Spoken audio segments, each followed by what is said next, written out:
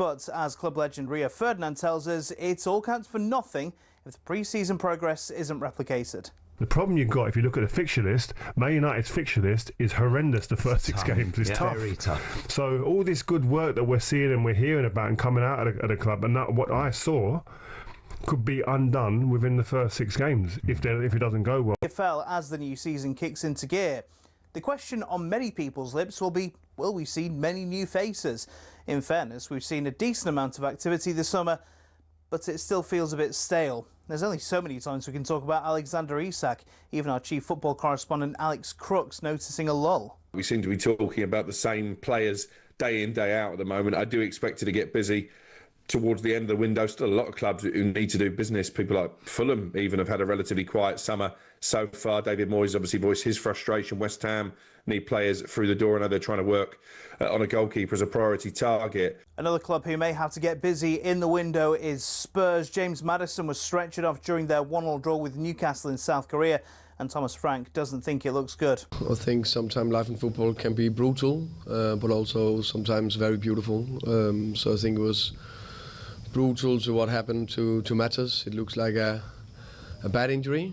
Of course, we don't know exactly the status on it. It didn't look good. We are pretty sure it was the same knee that he had the previous injury. And what have you missed to play in a sport or a game? Well, the Island centre Bundy Aki has admitted he missed the birth of his child to play in the first British and Irish Lions test. Now, yes, it was his fifth child, so he's been there and he's done it before.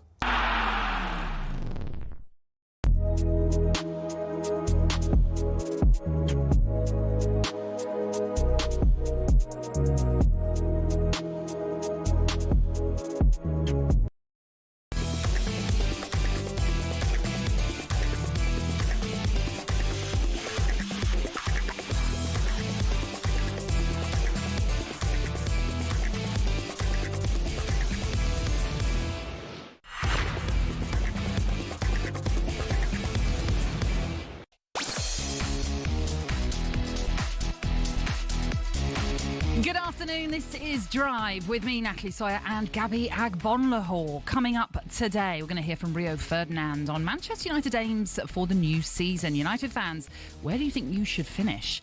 It looks like Isak is returning to Newcastle, but what do you make of players that go on strike? Can you forgive and forget? Rangers drop points on the opening weekend of the Scottish Premiership season. Is that the title race over already? And we'll be asking whether you feel sorry for Scottish football fans that they're starved of true league competitiveness. We're looking back at an incredible test between England and India as the two tie a series to remember. All that, plus we're going to find out what Gabby thinks of the new Birmingham documentary. Gabby will also pick his top 5 Premier League left wingers as Spurs say goodbye to Son, and we'll look back on more drama down under as the Lions finally lose. This is Drive on talkSPORT. You can get involved as always on 03717 22 3344. How you doing, Gabby? Very well, Natalie. It's an honour to work with you again. It's been too long. It's been a while, hasn't it? Better times, isn't it, as well? 4 p.m. I know, it's a bit more civilised, Exactly, isn't it? more civilised. You don't feel tired. Get home and make dinner, can't you? You can. Nice, you can have a bit of a life with it. Exactly. I hear what you're saying. Yes. Great to be with you here in our fabulous new studio, which nice, I'm sure everybody's been going on about. But yeah, it is. It's very bright. It is very bright. I quite like the bright, though. But you know what it reminds me of? Go on. When you used to go out, going out days, and the club want you out. Lights are on bright. And you're like, all right, time to go now. Like, time to go now. About 2 a.m. Yes. Like, yeah, I hear you. About 6 for me. But Okay, I was being reserved, perhaps. Yes, but yes. yeah, when you're out, I mean, who goes out now? Not I me. know. I want you out of the club. Lights on. Bye-bye. Yes. No, you're right. Very bright. Look, there's so much for us to get through. It is another busy day, as you can imagine. Rio Ferdinand has told talkSPORT that Manchester United can finish in the top 8 this season. So would that be acceptable for Ruben Amorim's side? It means that Manchester United will finish lower than in any other season since they were relegated 51 years ago. It's a complete mess on the pitch at Manchester United. And Manchester United have their first signing of the summer. Matheus Cunha has completed his £62.5 million move. Manchester United is pleased to confirm that Bryan Mbeumo has joined the club. Do you know what I mean? He's got everything you want in a forward. Him and Wissa were outstanding together. I know that last season I used all the credit, but I'm ready to start fresh. So, Manchester United have been pretty busy this summer in the sense of they've been competing in the Premier League Summer Series and they've won the trophy after a 2-2 draw with Everton last night in the USA. Bruno Fernandes, Mason Mount were on the score sheet, whilst there was a first appearance for summer signing Brian Mbeumo as well. They are, of course, about to head into their full season under manager Ruben Amorim. Club legend Rio Ferdinand joined Jeff Stelling and Andy Townsend on breakfast this morning, and he said that the fans need to continue giving the manager time. How many players has he brought in? 3 players? Yeah. That were his own players. Yeah. So he hasn't even had his own. This isn't. There's no identity of his players in this squad yet. No. I think he needs a time to get to that. The next window, I think it should be go blind, and he just goes to that window at least, gets that window, gets to invest again, unless it's actually catastrophic by that point. But give him a chance to get to that window, some more players in, and then you can start saying this looks like an Amorim squad. Now, how are they doing? What would be a good season for United, Rio? Where do you think they'll finish Top 8 this season? Top 8. Yeah. Top 8, I think, is realistic. It's an interesting one, isn't it, when you think about Manchester United, Gabby, where they're at right now? Because, I don't know, go back a decade, if longer, they would have been default conversation of title challenges. Obviously, that's not the case when they had such a disappointing season last time around. So top 8, does that sound like quite a big leap from where they were last season, or is that realistic? I think top 8 at best. I think if they have a very, very good season and the new signings go and do what I expect them to do, Cunha and Mbeumo, very good players. I think it's realistic, but anything higher I don't think is possible unless they have a great 3.5 weeks of the window and bring in some better defenders, another centre midfielder and a goalkeeper. But looking at that squad of players, I watched the game last night against Everton. It was on Sky Sports. And I thought going forward, they looked a lot better in midfield as well, but defensively, still not good enough for me. Okay, so work for them to do still, like you're suggesting there. But like I say, it wasn't really that long ago where they were so dominant in the league. And often, okay, you've got to go back to when Sir Alex Ferguson for the last time that they won the Premier League. But some might say top 8 is not where Manchester United should be as a stature of a club. But equally, does that show how far they've fallen? I think it's how far they've fallen, and I think it's how tough the Premier League is now. You don't get the right just to say you're going to finish in the European places. There's so many clubs fighting it out now. Manchester United, when I played, wow, you'd never think they'd lose 2 or 3 games a season at Old Trafford. Now they're losing 9 away, 9 at home. It's no problem. It's normal to go to Old Trafford and get a result. I mean, teams are doing a double on Manchester United now. Teams that you would never expect to do that in your lifetime. So you don't get the right to just finish in European places. Manchester United got a lot of work to do. And I think Manchester United fans, they're on board now of like where their club's at. They're not deluded and think that, we've got Cunha and Mbeumo, maybe a couple more, we'll be in the top 4 or the top 6. They won't be. The standard's that good in the Premier League. You got teams like Bournemouth, Brighton losing players, but they'll go again this season and they'll be fighting to get in the top 7 position. So for me, I think what Rio says is fair, it's right. And if they finished in 15th position last season, then top 8 is a fantastic season, isn't it? Well, that's what I mean. It does seem like a big leap. Yep. But if you look at what he did at Sporting Lisbon, it was a similar sort of thing in the sense of came midway through a season last time around with Sporting Lisbon, in his first, season that he took over, had a big overhaul in the summer, brought in loads of players, and then went on to win the league. Now, I'm not suggesting that it's going to happen with Manchester United, but it goes to show that he can have an immediate impact. But he just needs that summer, this summer. He needs this summer, and he's going to need more windows. I mean, he's got players that he needs to get rid of that he doesn't want. You know, Rashford's gone. You got Sancho, Anthony, and Garnacho. Especially Garnacho, that's the one you're looking at. They're bringing maybe 40, 50 million. But there's still a lot of work to be done. Onana doesn't seem like the right goalkeeper. I was watching Yoro again last night, and I'm like, I'm not sure. Dele, I'm definitely not sure. Luke Shaw's not the same player. Dallow's okay. Dorgu they brought in is okay. You look at that back line, you look at the back line of the teams that you'd expect to finish in the top 7. And you need to have a good goalkeeper, Natalie, you know better than anybody. Goalkeepers at Brentford, and the Brentford signing, Kelleher, outstanding keeper. So I think it's going to be interesting, enter the window and get rid of a few players, Manchester United, and maybe bring in a couple more. But Manchester United fans have to be patient because the glory days that they've had, they're far, far away. Yeah, that's something Rio Ferdinand alluded to as well, that you got to give him time. He still needs this window, a next window as well, to potentially see where he can get this Manchester United side to. I mean, how beneficial is it that they don't have Europe as well? Oh, of course it is. You're going to be playing against teams that are playing on Thursday nights, Wednesday nights, depleted squads. Manchester United can concentrate on the Premier League, trying to get into that top 8, like we said. But they've got some exciting players. Yes, they're losing. Garnacho, he will go. Rashford's gone. Anthony, Sancho. But even last night, Dele Alli is a player that I love. And I really hope that his game time isn't affected too much by Mbeumo signing, playing that similar right-hand side. But Dele Alli, Mbeumo, Konya, Fernandes, Mount to come on as well. They've got such exciting players. Mainu in midfield. Going forward and in centre midfield, they've got so many options that they will score goals, Manchester United. But I just think what's going to cost them getting into European places is that defence. It's nowhere near good enough. Well, like we say, we've got a few weeks to go still until this window closes. So that's probably what they'll be looking at next, like you're suggesting. And then Benjamin Sesko is obviously going to add another element to it if that one gets over the line as well. We'll come to Newcastle a little bit later on because of the whole Alexander Isak situation. But you're right, it's another potential player that Newcastle might miss out on. Yeah, and I think Sesko's not the finished article. He's not as finished as Gyökeres that Arsenal got. So he's going to need time himself in the Premier League, 22 years of age. Can he split the load with Højlund? Can they both learn off each other? Do you know what I mean? Does Højlund need to become a better player by not being first choice striker? So I think it would be a great signing because there's not a lot of top number 9s out there. Osimhen, there's a reason why maybe he didn't join the Premier League, maybe money, maybe wages, heart set on Galatasaray, but there's not a lot of options out there. I don't know. What's gone wrong with striking? I retired, didn't I? They're like, we can't match what he's done in his career. We couldn't possibly. But Newcastle will be very, very frustrated if Sesko chooses Manchester United, which I think he will, because they're by far the bigger club. And even if Newcastle are in a Champions League, he might look at it and say, will they be in a Champions League in a year's time? Maybe not.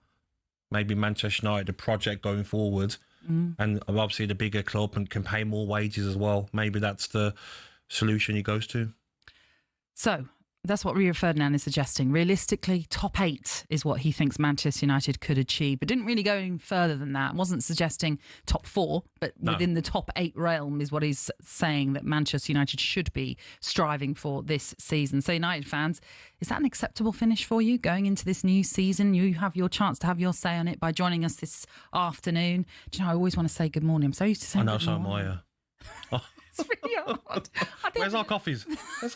I did an evening show the other day and I think I said good morning quite a few times. But anyway, yes, get in touch. We would love to hear from you, Manchester United fans, then, on what your aims will be for this season. With no European football, it is really all about concentrating on domestic matters. So can you nail it and get it right this time around? 03717 223344. That is the number you can call us on. You can also WhatsApp us on that, and you can text us to 81089 as well. Why not join the conversation right here on Drive?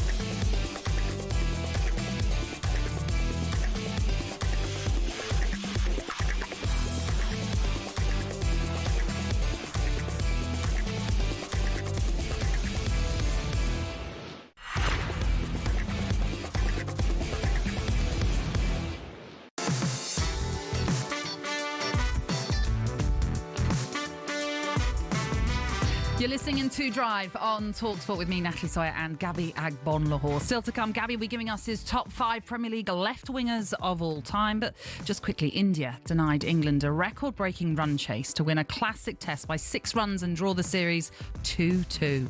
And Son Heung-min is expected to join Los Angeles FC for around £20 million.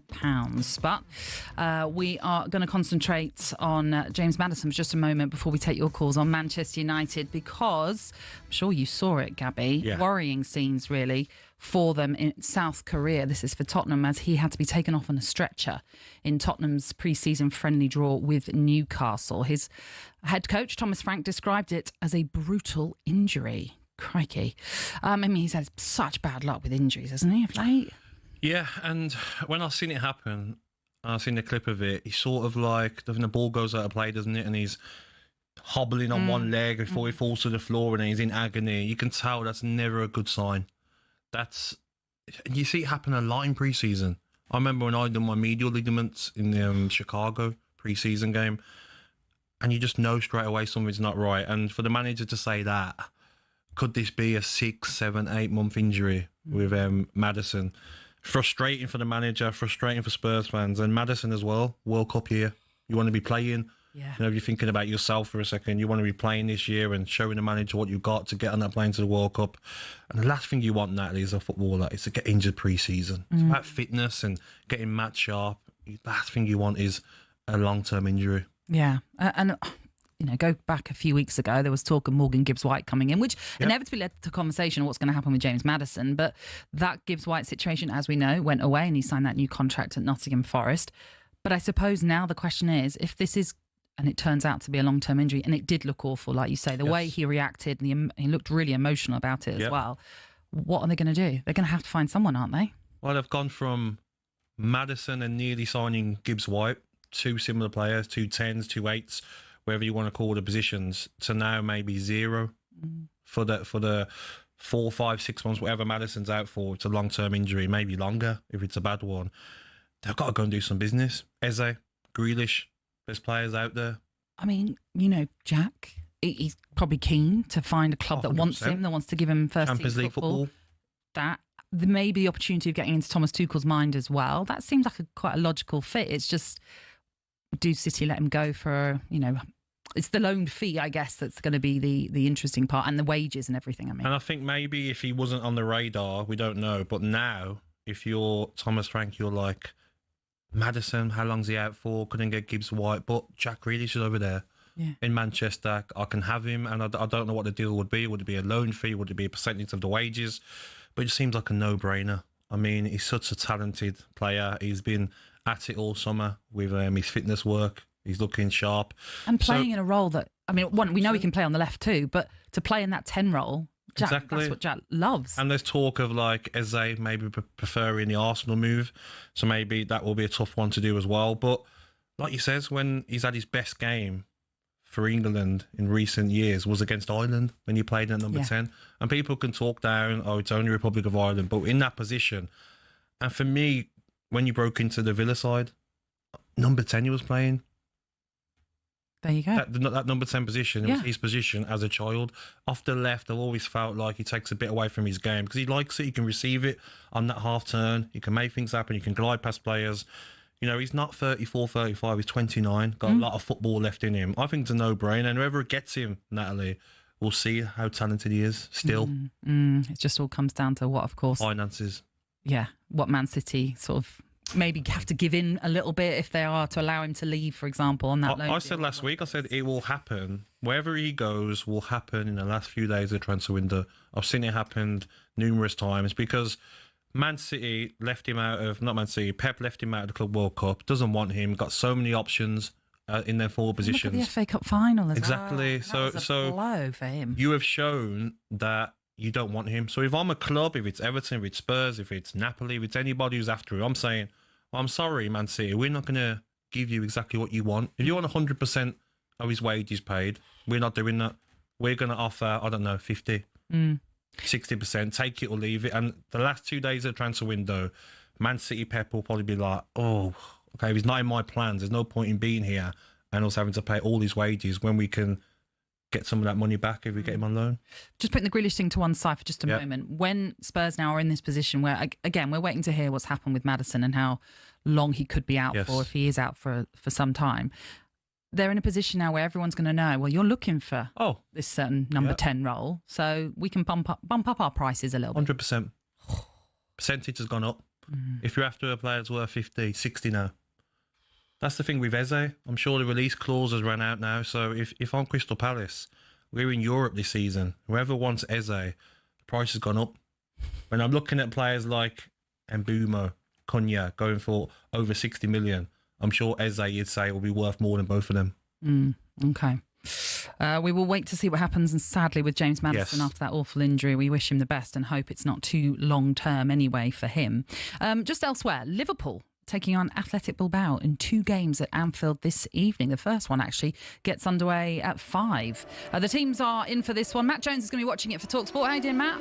Yeah, very well, thanks. Good afternoon. Yeah, Liverpool playing their first home game as Premier League champions, but also going to be an incredibly emotional occasion here at Anfield today as the club pay tribute to Diogo Jota, who so sadly died over the summer following that accident in Spain. His face adorns the programme cover here at Anfield today, and if you look inside, there are tributes to him from the likes of Arne Slot, from Virgil van Dijk as well, and numerous other people. Arne Slot writing in his programme notes that he also wants to mention the strength and the courage of his players who have found themselves in one of the toughest positions imaginable, but the way they've come together and the way they've conducted themselves on and off the pitch is a credit to them as a football club, and I'm sure that those emotions that they've been feeling all summer will run high once again when this game, the first game, gets underway at 5 o'clock, the second kicking off at 8. As for the team news, loads of Liverpool players making either their Liverpool bow entirely or making their first appearance in quite some time for the first team. The first game is going to have Freddie Woodman in goal. Big moment for him after arriving from Preston over the summer. Youngster Lucas Stevenson is going to be at right back, with Trey Naoni, a academy graduate, playing centre half. Now, he usually plays much more further forward, but such is the need to get minutes into his legs, he's going to be playing centre half alongside Costa Simicas. Andy Robertson is then going to be the left back. Jones, McAllister and Elliott, the 3 in midfield, so a much more familiar look to the midfield. McAllister, though, making his first start of pre-season after injury, and then Doak and Gamoa and Darwin Núñez. So much speculation about his future starting up front for Liverpool. Among their substitutes, well, it's largely all academy graduates, no one with any real first team experience to note apart from maybe Lewis Kumas and Jayden Dans. We're going to see the rest of the squad later on, so it's going to be a completely different 11 that plays in the second game. As for Athletic Bilbao, I won't go through their entire 11, but some names to look out for there who many of you will be aware. Gorka Goretzka plays, Alejandro Berenguer is up front, and they've got a new signing on the bench as well in the form of Robert Navarro, who has joined from Mallorca over the summer. So this pre-season friendly getting underway at 5, and then we've got a second edition and completely new 11s at 8. Liverpool against Athletic Bilbao at Anfield. Matt, thank you very much. Yeah, plenty of tributes to Diogo Jota, I'm sure, at Anfield today and throughout the season as well. And did you see that James Milner has changed his shirt number? He's going to be wearing 20 at Brighton. Amazing. As a tribute too, which is amazing lovely news to see. Yeah. We'll have more from Matt then throughout. But right, let's concentrate once more on Manchester United, shall we? Because their legendary defender Rio Ferdinand was with Jeff Stelling and Andy Townsend in the studio on breakfast this morning after spending some time on the club's tour in the USA. And he was asked what the mood felt like in the camp. Yeah, definitely. I think that what I found when I went on tour, I was living and breathing with them for a bit. I live in the same hotel, going and watching training. There was a togetherness there that I haven't felt for a while. There's a message that's being drilled in from the hierarchy all the way through the staff to the players of a work ethic, as a togetherness. I see them that they're moving around in groups. They've got the boys there. That's an important thing. You know what it's like when you're on tour. These tours, this is one thing that I got from the tour, is that you could see why Amorim didn't want to go during the middle of the season, because the tour and pre-season is so important. Being on the grass, getting your message across is one, but the togetherness, being together in hotels for 2.5, 3 weeks is such a huge important factor in terms of building relationships, seeing what people are like in different scenarios, so you can then adjust the way you approach people. He will know these players better in the last 2 or 3 weeks than he has, I think, for the rest of the whole of last season. Interesting there. Camp sounds good, sounds optimistic, sounds positive. But how are Manchester United fans feeling about this upcoming season? Let's speak to Lewis, the Manchester United fan. How are you doing, Lewis? Good afternoon, Lewis. Afternoon to you both. Great to have you with us. So come on then, how are you feeling today and about the season that's not far away now? Well, I think Rio seems a lot more optimistic about the situation than I do, to be honest. I mean, he's called for top 8 for his prediction. I think it's okay, fair enough. But if it is top 8, it's only going to be 7th or 8th. It's not going to be any higher than that. I'm going more mid-table. I still don't think 2 in is enough. We've not sold anyone. So I think as it stands, it's been a really bad transfer window. I don't think we can get in the 3 or 4 or 5 more players who we need. I don't think the money's there.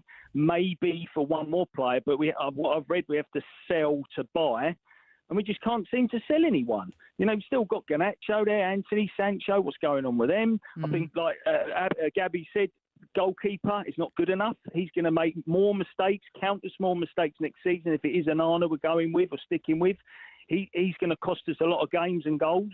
The defence is not good enough. Luke Shaw's finished for me. His legs are gone. He's going to cause a lot of mistakes and goals going in on his back post, on his left side of the pitch. Central defenders are not good enough. The midfield were overloaded, but we're light up top. You know, we need another striker. But that's 4 or 5 players I still think we need. So as it stands, I'd say mid-table. Rio was saying, we've got to give Ineos time and Amorim time. You know, I've not been impressed with either of them. This new sort of ownership coming in, I don't think they've done a good enough job in the sort of 16 months they've been there, or longer now. 20 months, actually, I think they've been there nearly. So I've not been impressed with Ineos. I've not been that impressed with Amorim, to be honest. He took over from 7th, from when Ten Hag was sacked, who needed to go, fair enough. But we nearly finished 17th.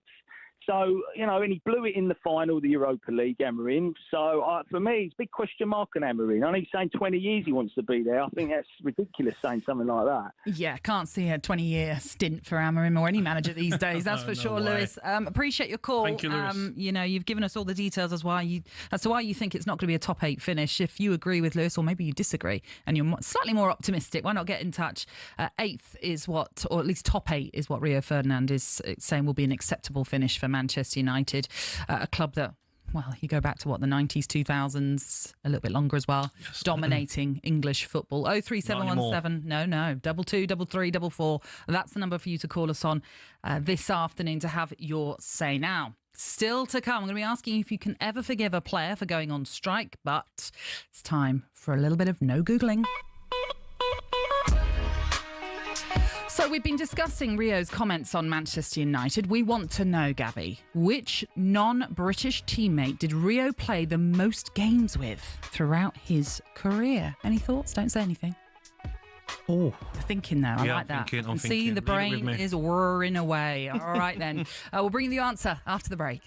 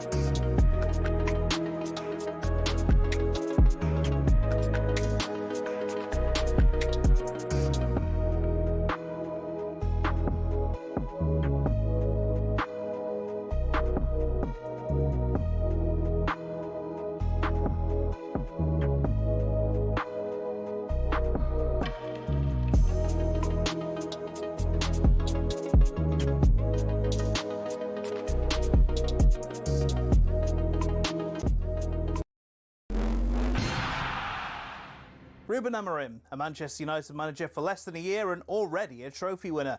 The squad will fly back to the UK with the prestigious Premier League US Summer Series crown with a renewed sense of vigour and optimism. Now, there were good signs from the squad despite being held by Everton in Atlanta yesterday.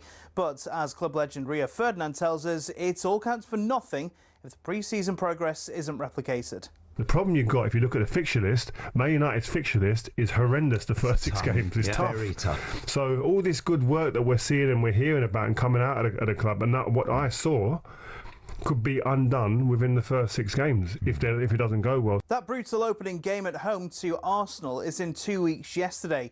Remember, talkSPORT is your home of the Premier League and EFL as the new season kicks into gear. The question on many people's lips will be, will we see many new faces? In fairness, we've seen a decent amount of activity this summer, but it still feels a bit stale. There's only so many times we can talk about Alexander Isak, even our chief football correspondent Alex Crooks noticing a lull. We seem to be talking about the same players day in, day out at the moment. I do expect it to get busy towards the end of the window. Still a lot of clubs who need to do business. People like Fulham even have had a relatively quiet summer so far. David Moyes obviously voiced his frustration. West Ham need players through the door. I know they're trying to work on a goalkeeper as a priority target. Get more on talksport.com.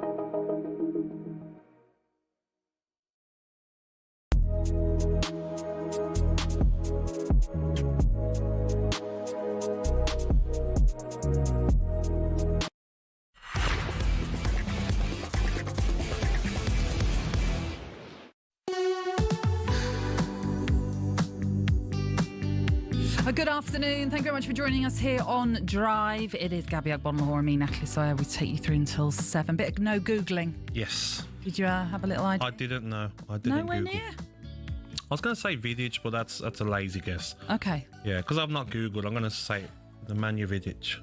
Nemanja Vidic. Well, not a bad shout, Not bad, but not right. Okay. We were looking for one of the big entertainers when you think about him now, Patrice Evra. Patrice Evra, that's what we were looking for. I think I would have got that on Google. Well, 251 games they played together. There you go. Top player, Patrice. Okay. The British and Irish Lions missed out on the chance to complete a series whitewash on Saturday. It was live right here on talkSPORT. Wallabies trying to get some shape back in. They're going to pick and go around the edge. Tate McDermott will score, and that is it. Cherry on top of icing, on top of cake. I cannot see how the British and Irish Lions come back from this one. The Wallabies extend their lead. Game over. Series over. The British and Irish Lions win the series, though. It might be disappointment on the night. It's certainly not on the series. British and Irish Lions win the series 2-1. Yeah, the Wallabies then winning that third test 22-12 on Saturday to avoid that series clean sweep for Andy Farrell's side. The Lions, of course, still won the series 2-1, but couldn't complete the whitewash in a game that was disrupted by torrential rain, the threat of lightning as well, which meant for around 40 or so minutes they had to go off. Farrell spoke to the media after Saturday's game. He said that he was pleased with his side's performances throughout the series. Well, I suppose the legacies for us is in that changing room, the togetherness of not just the players but the whole group has been an absolute delight to work with. We've played some outstanding rugby over the last 6 to 8 weeks, and that's accumulated into a performance that last week that was unbelievably special moment for all of us, and it will stay with us forever. Yeah, huge occasion then for the Lions to beat Australia 2-1. Let's get more and look back on the series as a whole. We are joined by former England prop Rocky Clark. Rocky, how are you today? Good afternoon, Rocky. Well, thanks. Hi guys, you doing all right? Yes, we're doing well, thank you. I mean, first things first, ultimately it was all a case of winning the series, and that's what they did. They got the job done. They did indeed, and you could see by the celebrations after the second game just how much it meant to them. Obviously, you know, tarred with that loss on the final game, it never feels as sweet, you know, winning something but losing it at the same time. It's tough, but you know they should be really proud of what they've achieved. They were going for that obviously whitewash series win, not happened since 1904, so a long time. Could have made huge history, but you know, still massive achievement what they've done. When you consider then, you're right, they could have written their name into the history books and what a legacy it would have been for them. But there were a lot of newcomers to this Lions side, we have to remember. And I know, obviously, it doesn't come around very often, but there were still relatively some newcomers, as I say, to this Andy Farrell team. And he himself new to the Lions setup when it comes to coaching as well. So there are positives to take them from this, despite the fact that they weren't really up to it in that third and final test. Yeah, there's loads of positives to take from it. You know, we heard from Andy Farrell the legends that have been made and the camaraderie and the legacy that is going to stay. Obviously, unfortunately, it wasn't that 3-0. But the young players like Pollock coming through, how lucky was he to get on that tour and then proved himself? And then you got like the stalwarts like Tyg Furlong as well. He's been there for years, nine starts in the Test jersey. So yeah, it was a real mixture, and some of the calls were interesting, and there was a lot of debate in the public about, you know, whether Byrne and Curry should start after the warm-up games, and somebody like Jack Morgan has really made a massive name for himself and was unlucky to miss out on that first game and then come off the bench the second and third. And you know, it's really good to see the home nations put their hands up, and you know, there be a few players that have sort of gone up in their worth, and a couple that may be a little bit disappointed how they've played. But you know, it's great to get all the four nations together and supporting each other. Rocky, we know rugby union in Australia isn't creating as much interest as Aussie rules and rugby league. How much credit do Australia deserve? Because after the second test, I could see the shock in the faces of the players on the pitch, on the bench, losing that last-minute try. To go then again a week later in the third test and get that win, do they need a lot of credit, the Australian players? Massively, you know, on Australian rugby hasn't been at the forefront of being the biggest successful team of late, but I think they're coming back into it, and it's exciting. They've got the championship coming up, but you can just see how much Schmidt has made a big difference with his coaching, how they rely on a couple of the key players that weren't playing in that first game, like Valentini and Skelton. They lost that physical battle, and then bring those big lumps back in, and they were able to get over the gain line, and you know, they were like trucks flying down the motorway, and it was hard for the Lions to stop. So I think we are seeing the Australians come back into, you know, top level rugby. They've got some amazing players. Obviously they've got Suali, who's come across from the other league as well. So I think that's massive, and to get that amount of rugby being played in Australia, obviously it's a massive place, and Union probably is third or fourth biggest sport. To have that, the Lions come over and you can see the sea of red everywhere you went in Australia was massive. So I think it's done huge things for the game in Oz, and they should be very proud of what they've achieved. And to come back and win that third game, should have won that second game, but just let the Lions in that second half. And when you consider they've got 2 World Cups as well coming up, with the men's and then the women's as well, there's a lot that I'm sure those organisers of that and the Australian Rugby Union will be looking at that third test and thinking that's exactly what we want, to make sure we're showcasing us to the best that we can, and hopefully there'll be more to come as well, as I say, with these World Cups on the horizon. Yeah, exactly. And then, like, Australian women have got Jo Yapper, the ex-England captain, who's gone in and is doing big things with Australian women. And I think, there's still obviously a bit of time before the Men's World Cup. And it's great to see their journey and how they've come out of the depths of a lot of losses, and then they're climbing their way back. And I think we're going to see big things. We've seen, obviously, Wales, who have been under the cosh for a lot of games, and they got their first win against Japan. And we're just seeing them maybe just starting to get that, build their way back in. So it's great to see Australia on that ladder. Rocky, it's always a pleasure. Thank you. Thank you very much. Thanks, guys. Thank you. Just quickly off the back of that, you know, like we saw there, the second test, the Lions won it late on, as you mentioned, with that controversial try. Have you ever been in that sort of situation where you've won a game, in this case, it was a series winning test, and then you do just put your foot off the gas? It just comes off, doesn't it? I think as well, if you look at teams that, say if you've already got top 4, for instance, and that's your target, and no one can catch you, in 5th position can't catch you, you can't get into 3rd. Naturally, maybe like the last 2 or 3 games, you're going to drop off. So you can't blame the players. I mean, they would have said all the right things, done all the right things, and say, come on, whitewash, this is what we want. It's not been done in nearly 100 years. But when you go out there, it was more on the line for the Wallabies. I mean, they don't want to be embarrassed, especially when we talk about Aussie rules and rugby league is bigger than rugby union in Australia. The last thing they want to do is lose 3-0 to the British Lions and then maybe lose even more of a fan base as well, and for the players as well. So I can understand it from a British Lions point of view. I bet there's been a lot of partying after that second win. Well, they said they were going to do that. Well, inevitable. When sports stars say something, they do it. And they go hard as well. Exactly. Let's be honest. Yes. It's, as I say, a couple of World Cups coming up in Australia. So that third test in itself, hopefully, will have given those rugby fans that might have been a bit deluded with life in Australia in terms of rugby union, just something, a little bit of a hope. And it doesn't help that their near neighbours, New Zealand, are rugby union fanatics. But as well, though, Natalie, everything comes around in circles. We could be in 10 years' time, be like, oh, we're nowhere near Australia. British Lions on. So we can't rub it in too much at the win. And because it can come back to bite you, can't it? Yeah, that's true. That's true. We've had a few messages in with regards to Manchester United and where you think they might end up. Top 8 finish is what Rio Ferdinand is suggesting. Someone said you need to give your head a wobble. Me? Yeah. Oh. This one says you think Never tried that. Do now. There we go. They're saying you think Manchester United's defence is nowhere near good enough, yet they only conceded 3 more goals than Aston Villa last season. Everyone knows it was scoring goals that was one of the main problems for United last season. Yeah, but sometimes we look too much on the stat base. I mean, we look at Aston Villa's centre-halves, Konsa, Mings, Torres. I mean, you're picking them over any Manchester United defenders. If you ask that person there, who's Manchester United's best back 4? Is it Martinez, Maguire, Yoro, De Ligt, Dorgu, Shaw, Dallo? And how confident you feel. Exactly, your goalkeeper as well. So, yeah, Tim's giving his head a wobble. Everyone's giving their heads a wobble today. We're like those...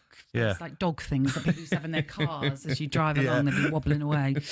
You've always got the chance to chat to us here on the show. If you want to get in touch, it'd be lovely to hear from you. 03717 223344. That's the number to WhatsApp us on. You can call us as well, Manchester United fans. Don't be shy. Let us know what you think about the upcoming season and where you reckon your team will finish. You can also text us to 81089. But also, we are going to be just casting our eye over Son Heung-min, who, as we know, this week announced he'll be leaving Tottenham after 10 years. We're going to be getting Gabby's take on his top 5 Premier League left wingers next.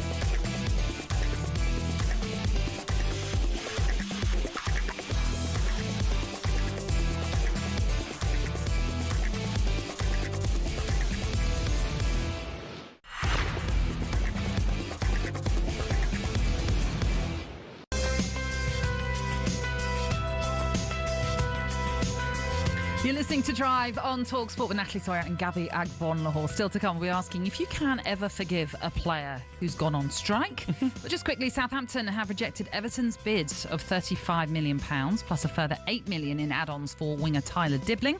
And our competition to win 10 grand and a VIP night out at Coldplay at Wembley ends tonight. That's right, we're giving you the chance to win 6 tickets in a private box for you and your mates on August the 22nd. It comes with full hospitality as well.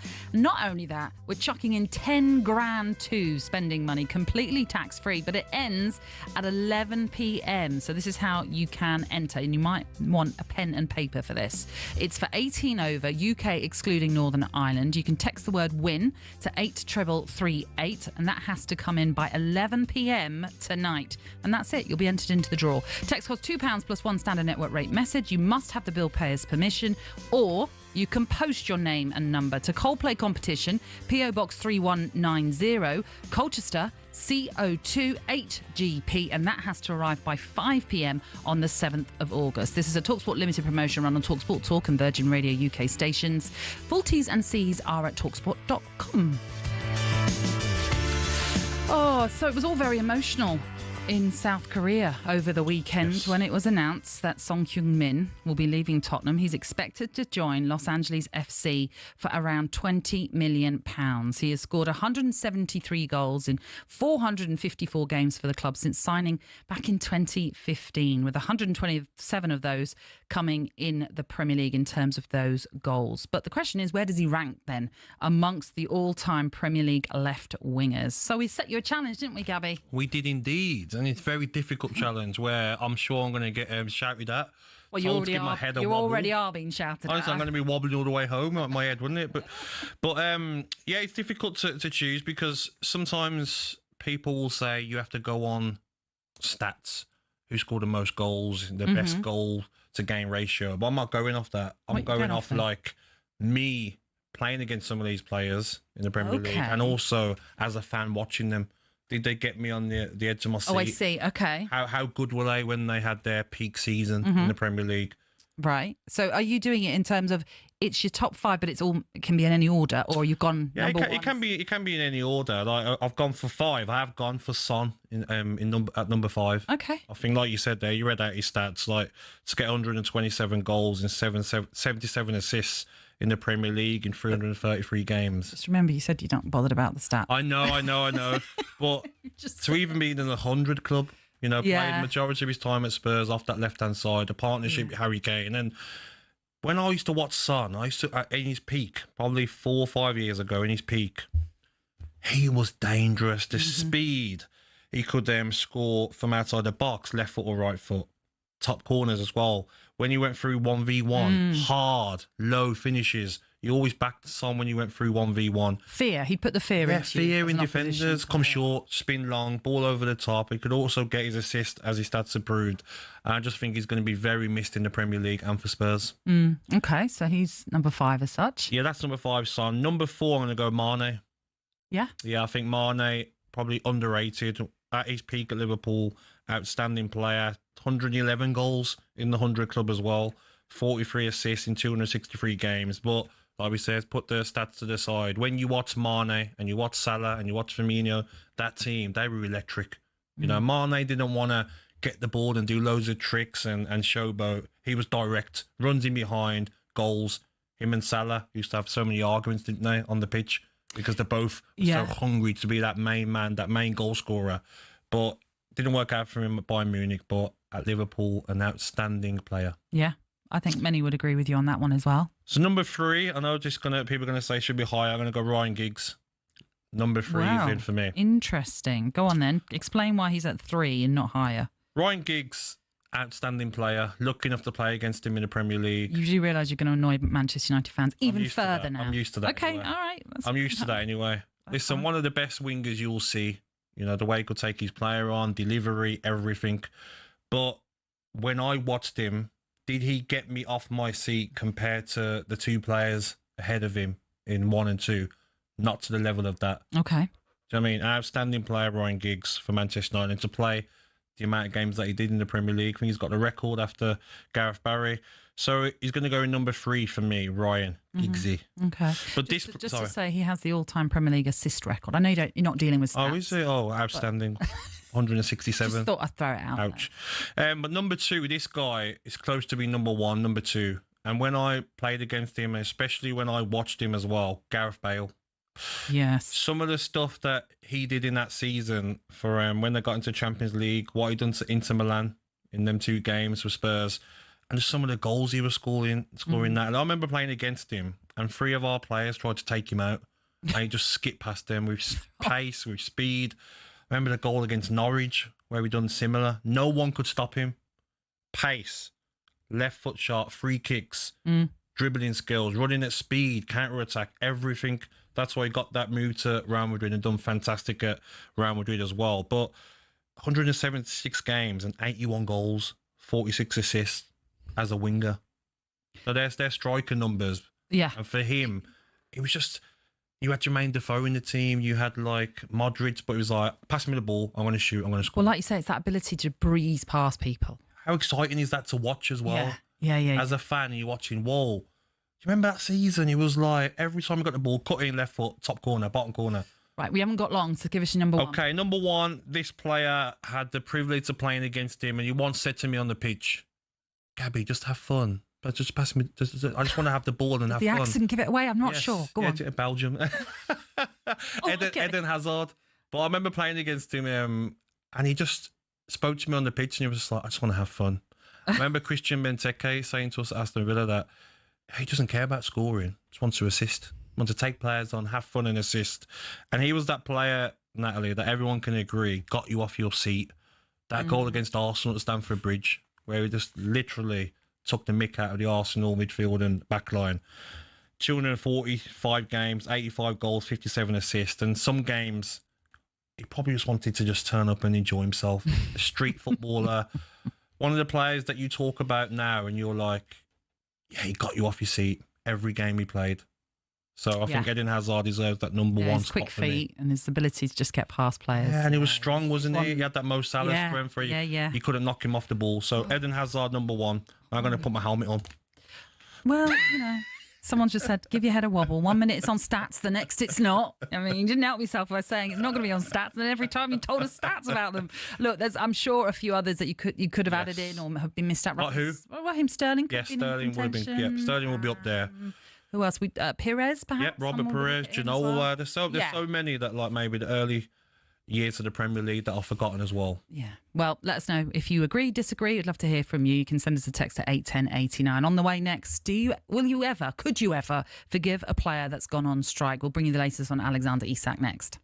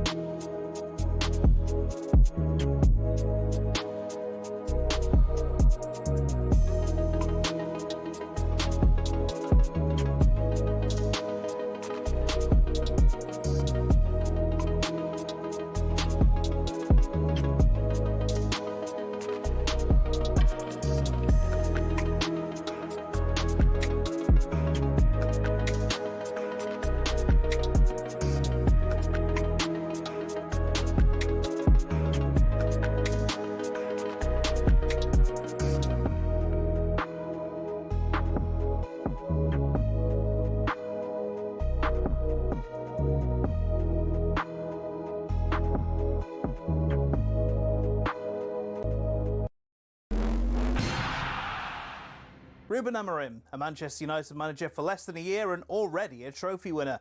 The squad will fly back to the UK with the prestigious Premier League US Summer Series crown with a renewed sense of vigour and optimism. Now, there were good signs from the squad despite being held by Everton in Atlanta yesterday. But as club legend Rio Ferdinand tells us, it all counts for nothing if the pre-season progress isn't replicated. The problem you've got, if you look at the fixture list, Man United's fixture list is horrendous. The first six games is tough. Very tough. So all this good work that we're seeing and we're hearing about and coming out at a club, and that, what I saw could be undone within the first 6 games if it doesn't go well. So that's going to be an important factor. The two have to marry up. You can't have one and then the results don't follow. That brutal opening game at home to Arsenal is in 2 weeks yesterday. Remember, talkSPORT is your home of the Premier League and EFL as the new season kicks into gear. The question on many people's lips will be, will we see many new faces? In fairness, we've seen a decent amount of activity this summer, but it still feels a bit stale. There's only so many times we can talk about Alexander Isak, even our chief football correspondent Alex Crooks noticing a lull. We seem to be talking about the same players day in, day out at the moment. I do expect it to get busy towards the end of the window. Still a lot of clubs who need to do business. People like Fulham even have had a relatively quiet summer so far. David Moyes obviously voiced his frustration. West Ham need players through the door. I know they're trying to work on a goalkeeper as a priority target. Another club who may have to get busy in the window is Spurs. James Maddison was stretchered off during their 1-1 draw with Newcastle in South Korea, and Thomas Frank doesn't think it looks good. I think sometimes life in football can be brutal, but also sometimes very beautiful. So I think it was brutal to what happened to Matters. It looks like a bad injury. Of course, we don't know exactly the status on it. It didn't look good. We are pretty sure it was the same knee that he had the previous injury. And what have you missed to play in a sport or a game? Well, the Island centre Bundy Aki has admitted he missed the birth of his child to play in the first British and Irish Lions test. Now, yes, it was his 5th child, so he's been there and he's done it before.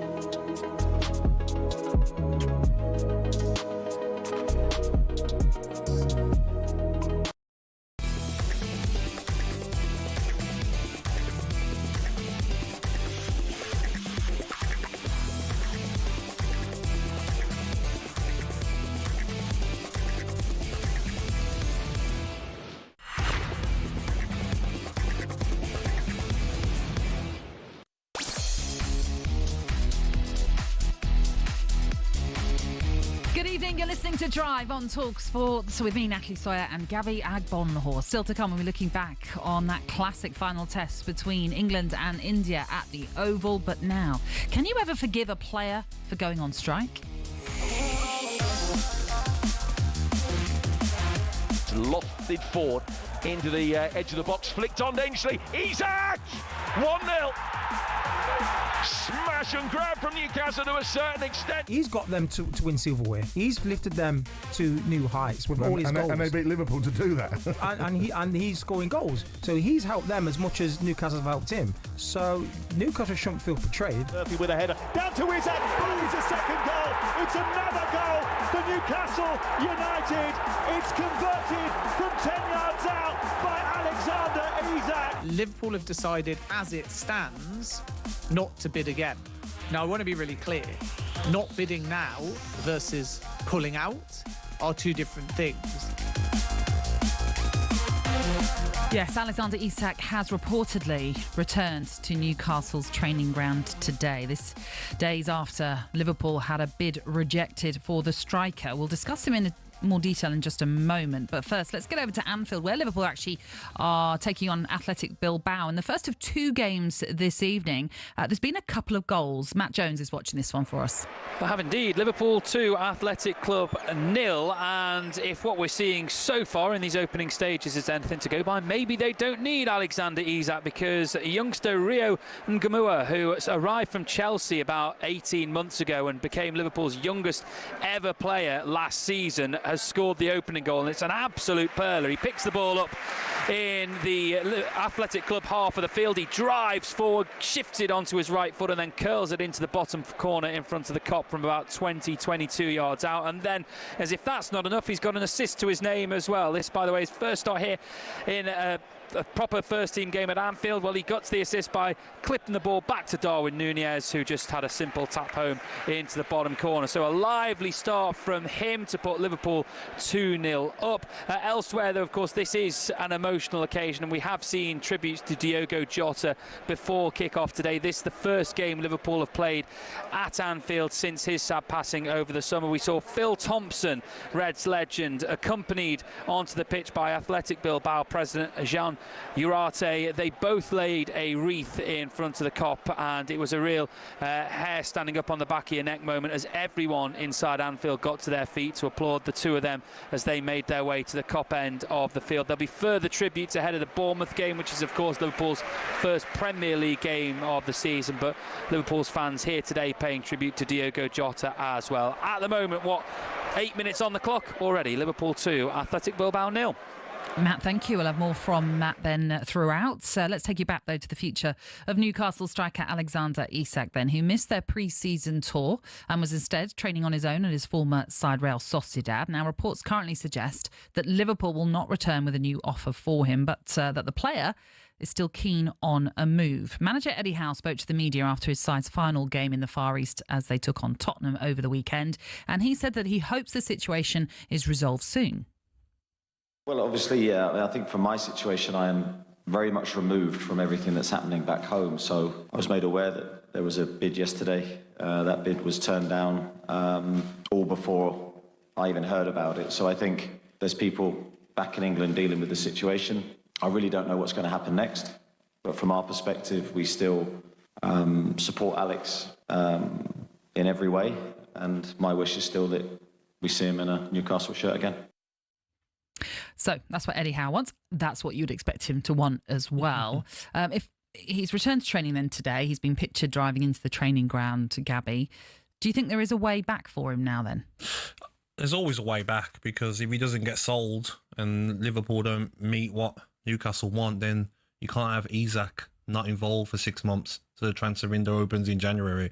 So he'll definitely be back involved. And you know what happens, Natalie? You score a couple of goals, fans forgive so quickly.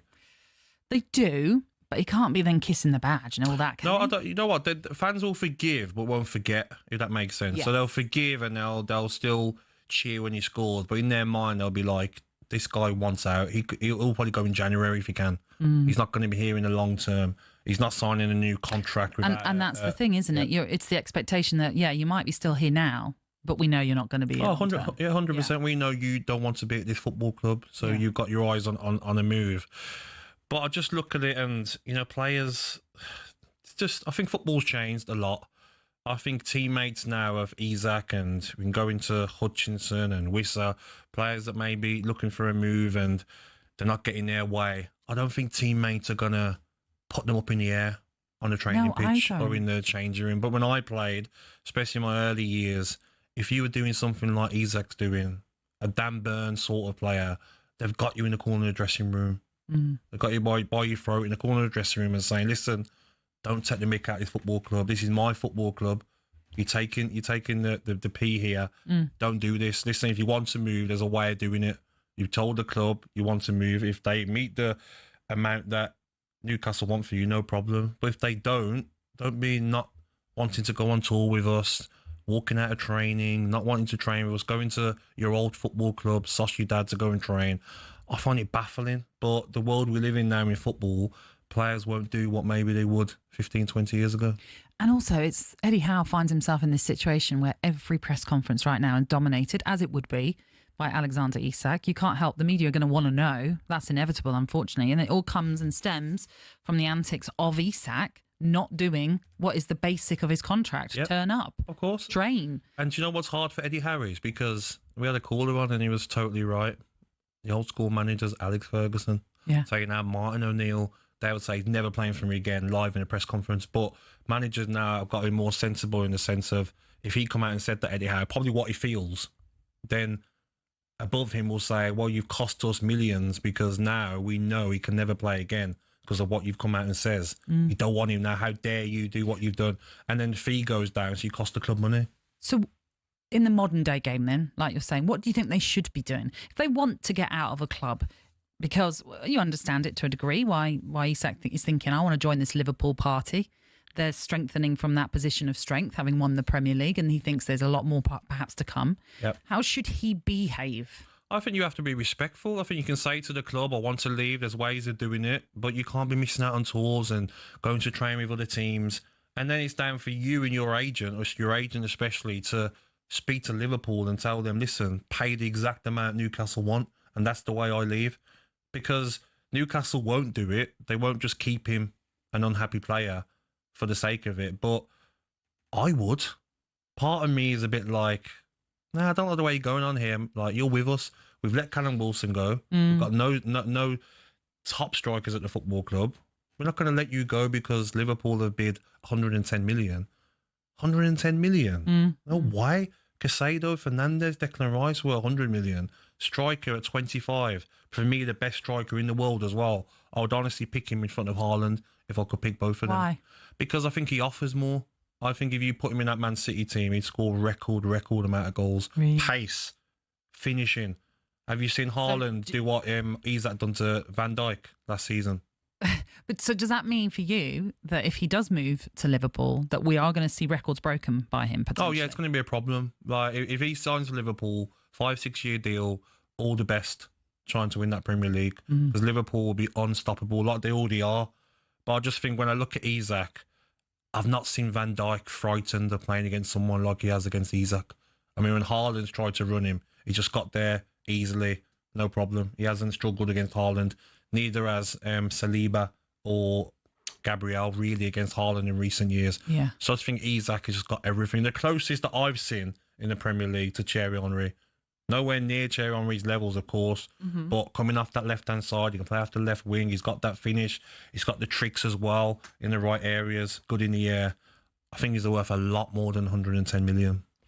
Especially is it 2 or 3 years left on his contract? 3 years, I think it is. Yeah. If I'm Newcastle, I'm saying to Liverpool, please don't contact us. Because if they've got to pay 70 for Sesko, the 40 million difference doesn't seem right to me. For a striker we know can do it in the Premier League as well. Exactly. It's not a risk in that sense. Yeah. And the funny thing is it has this knock-on effect. So Newcastle obviously in this situation right now is they don't know what's going to happen with Isak. Likewise, Brentford don't know what's going to happen with Johan Wissa. Yes. Likewise, it's not quite the same, but Brentford have been, linked with Amari Hutchinson from Ipswich, and at this present moment, wasn't involved in their friendly at the weekend because because of all the speculation. It just continues to have this knock-on domino effect. You know more than me, Brentford, but if you're Wissa, you're like, you know what? Mbeumo only scored one more Premier League goal than me. He's gone for 60 million to Manchester United. Like, you know what? I've got a chance to go to Newcastle and play Champions League football. I want to go. But he's going about it the wrong way as well. But this is it. Now, listen, I know the Brian Mbeumo deal got done, and it was probably always going to get done. It was just the sort of smaller elements of the contract probably that they were haggling over at the end of the day.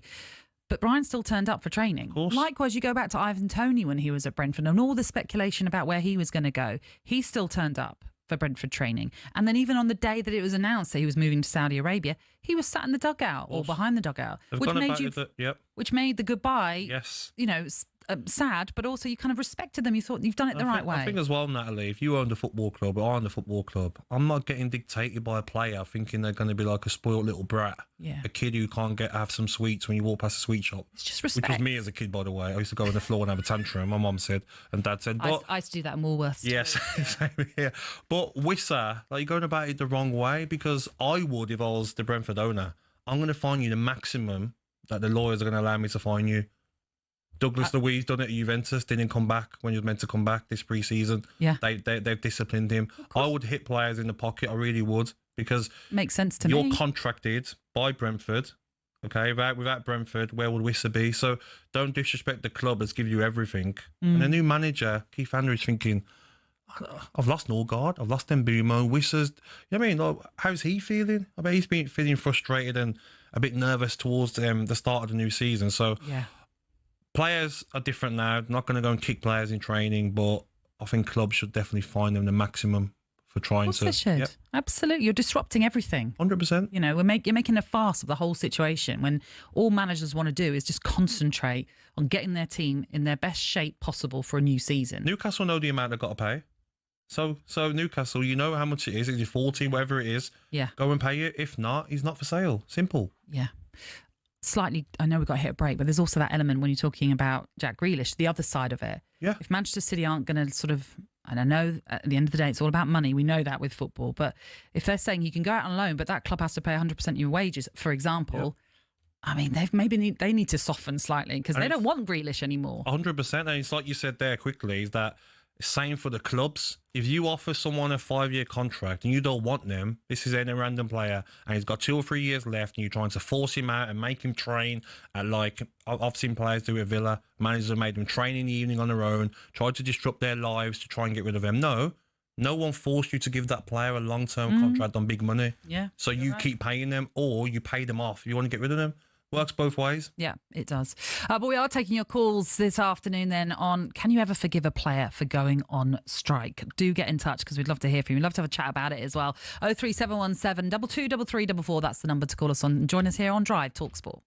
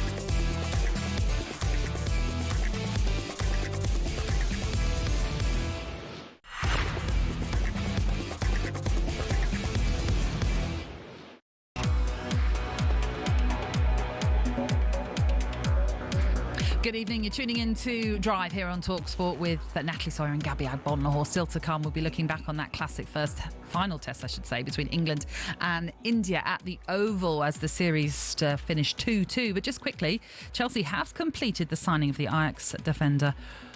Oh, I don't know how to say this chappie's name. Joral Hatto? Yeah.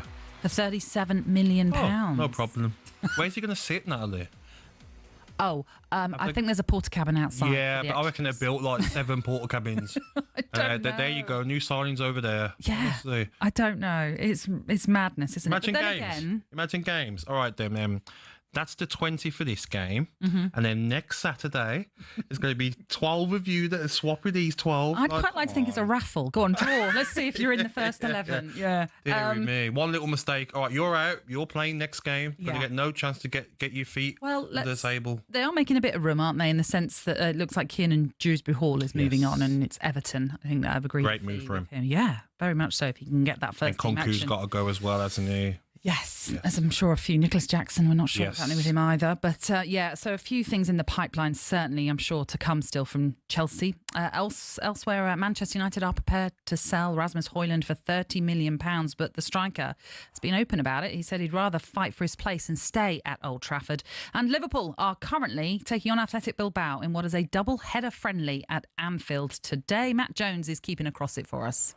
Yeah, Liverpool 2, Athletic Club 0 with nearly 24 minutes gone here. Those 2 goals coming in the opening 5 minutes. Youngster Rio Ngamoa was involved in both of them. He got the first after charging forward and curling into the bottom corner, and then an assist as he nodded down to Darwin Núñez, who clipped for him in front of the cop. But we've just had a really touching moment here at Anfield. The ball went out of play just as the clock ticked on to 20 minutes, and the entire stadium took to their feet to clap. 20, of course, being the shirt number that Diogo Jota wore during his time here. And the game stopped for a minute. The referee, the players on the pitch, all of those in the dugouts on both sides getting to their feet to applaud, as well as another tribute paid to Diogo Jota. So many Liverpool fans here today wearing Jota scarves or shirts, and there's Portuguese flags flying around the stadium as well. So a really lovely moment when that passed around just a few moments ago. As things stand, 25 minutes gone, Liverpool 2, Athletic Bilbao 0. Matt, thank you. OK, we'll have more from Matt then throughout these couple of games up at Anfield. We're taking your calls right now then on whether or not you can ever forgive a player for going on strike. If you want to get involved, it's 03717 223344. Let's get to Michael, a Newcastle fan who joins us. How you doing, Michael? Good evening, Michael. Hey, Natalie, how are you doing? How are you, Gabby? You all right, mate? Yeah, mate, I've spoken to you both actually on different programmes. Wonderful. You should make the pair of you should make Drive a permanent fixture. Oh, that's harsh on Andy and Bentley. Yeah, we're just subs at the moment. We're happy with that. You're doing a really good job, by the way. Thank you, Michael. So, okay, Isak then. Look, you can argue whether or not is on strike or not, but he hasn't turned up and done what the basics were expected of him, if you can believe some of the accounts that we're hearing. Yes, they said he had an injury, but, you might be able to look past that and think, really, did he have an injury, or is it more to it than that? That's entirely up to you what you think, Michael. But if he was to decide to play for Newcastle going forward, how would you feel about that right now? People are flippant, Natalie, aren't they? Let's be honest with you. He starts if he puts a shirt on, he starts cracking in goals. Yeah, it won't be forgotten, mind you. But that is what it is. Actually, what I'm actually calling about, Natalie, is, to be honest with you, is go on.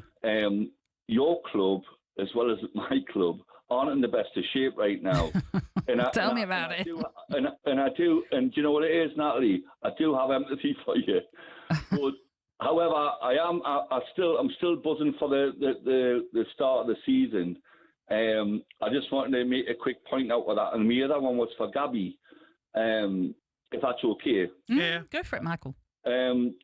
Gabby, do you not think that the input with Villa, and by the way, I'm dreading playing your first game of the season, by the way, dreading travelling down to Villa Park because we are really up against it. I know how good they are.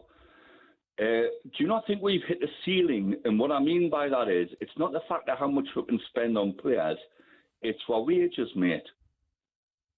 we can't pay the wages, or Yes. is Villa in a different stance to Newcastle where they can offer wages that Manchester United can? No, do you know the problem, mate? And it's the same for Newcastle and the same for every club. You can't, doesn't matter how much money you've got, you can't just go out and spend whatever you want on wages. For instance, Aston Villa's example is last year, 290 million, I think their revenue was, and I'm sure it was close to 270 million of that went out on wages. So you see the problem then with your transfers, with other things that clubs have to pay for. That's why you can't be giving Isak £300,000 a week, because the PSR rules won't allow you. I mean, obviously, if it wasn't for the PSR rules, I mean, you know who the owners are. Yeah. It would be pocket change to them. Oh, of course. It really would. That's what I expected, mate, of Newcastle. When this all happened, the takeover, we were talking about it like, okay, who's for sale? Yeah. All right, Neymar, no problem. Let's get him in. Who's next? That's what I thought it was going to be for Newcastle. Similar to when Abramovich first coming at Chelsea, they were buying everyone. Kesman, Damien Duff, Glenn Johnson, all these players. I was thinking it's going to be Newcastle's turn, but it's not going to be that way. No. I think it's a bit of a pity that you can't go out and scout the talent, and like say with Brentford, and sorry Natalie, but you know you get like say Wisa, and people are going to say the same thing about Newcastle and Brentford, where Wisa wanting a push and this, that, and to that. Mm-hmm. But I think it's just the fact that they can basically call, these young lads can call what they want, and if their heads are turned, of course they want to go to bigger clubs. Yeah. But one last comment on this one is, as if Isak joins Liverpool and Real Madrid coming up, and just watch that space. He'll be gone again. Okay, it's a bit like reap what you sow. That's kind of what you're saying there, Michael. I appreciate that, Thank you, Michael. mate. Great Thank call. you for your call. You can get in touch as well, like Michael has done. 03717 223344. That's the number to call us on. Still to come, we're going to looking back on that classic final test between England and India at the Oval. But first, it's time for No Googling. And Gabby, because we've been discussing Alexander Isak, it only makes sense that Why we not? maybe Why not? bring an element of that into the conversation. We want to know, who is the highest scoring player in Premier League history with Alex in their first name? Ooh. You see, give that head a wobble. It might help you. Yeah. We'll give you the break. Give you the answer after the break.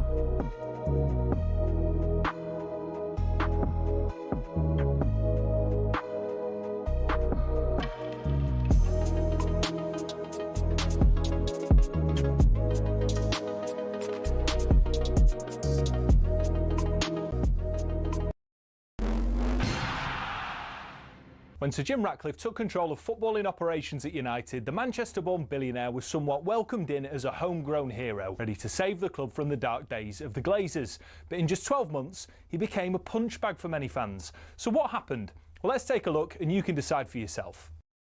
Over the last 3 years, the club lost 300 million quid, and Ratcliffe rightfully committed to sorting that. But what seemed to get fans' backs up is the way he went about it. For example, talkSPORT understands staff lunch options at the Carrington canteen have been reduced to just soup and sandwiches, which the higher-ups at the club say will save them 1 million quid a year. Now, that might make sense for many who don't get free meals at work themselves, but it does get a little bit more picky than that.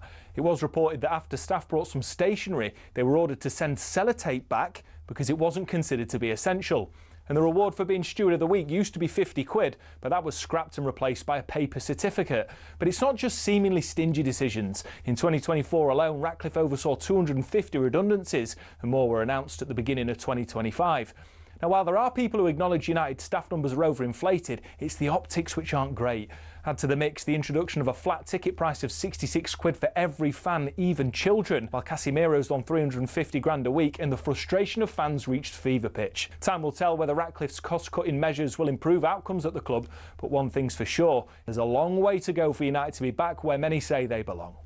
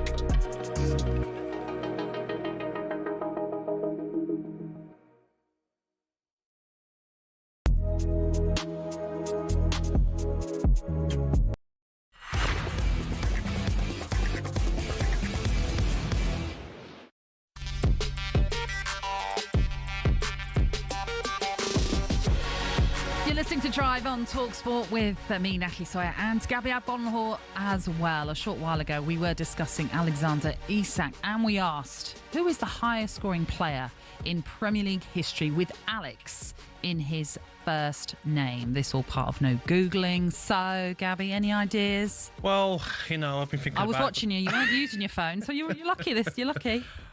You told me the answer. Oh, okay. I'm not gonna cheat. I wasn't going to call you out. I'll let you say it, Natalie. I had no idea. Well, to be honest, we have a couple of people that message in with the right answer. Really? Yeah. Without Googling, yeah? Well, I mean, I can't check it, can I? Okay. I can only name check one because the other one doesn't have it on there. But Kyle, you're right. Alexis Sanchez, 63 Premier League goals. Hey. Yeah. Top player. Top player, especially at Arsenal. And high scoring Premier League player with Alex in his name. Still to come, I'm going to be asking what is next for Dele Alli. But earlier today, we witnessed the end to one of the most dramatic test series you'll ever witness. So it's going to be Mohamed Siraj who comes charging into Gus Atkinson. And there's a roar around the oval because Mohamed Siraj has bowled Gus Atkinson and India win one of the most dramatic test matches you will ever see. It's the Yorker, he bowls him, and Mohamed Siraj has a 5-wicket haul with Chris Wokes at the other end with one hand. India win by 6 runs and one of the most pulsating series you will ever see.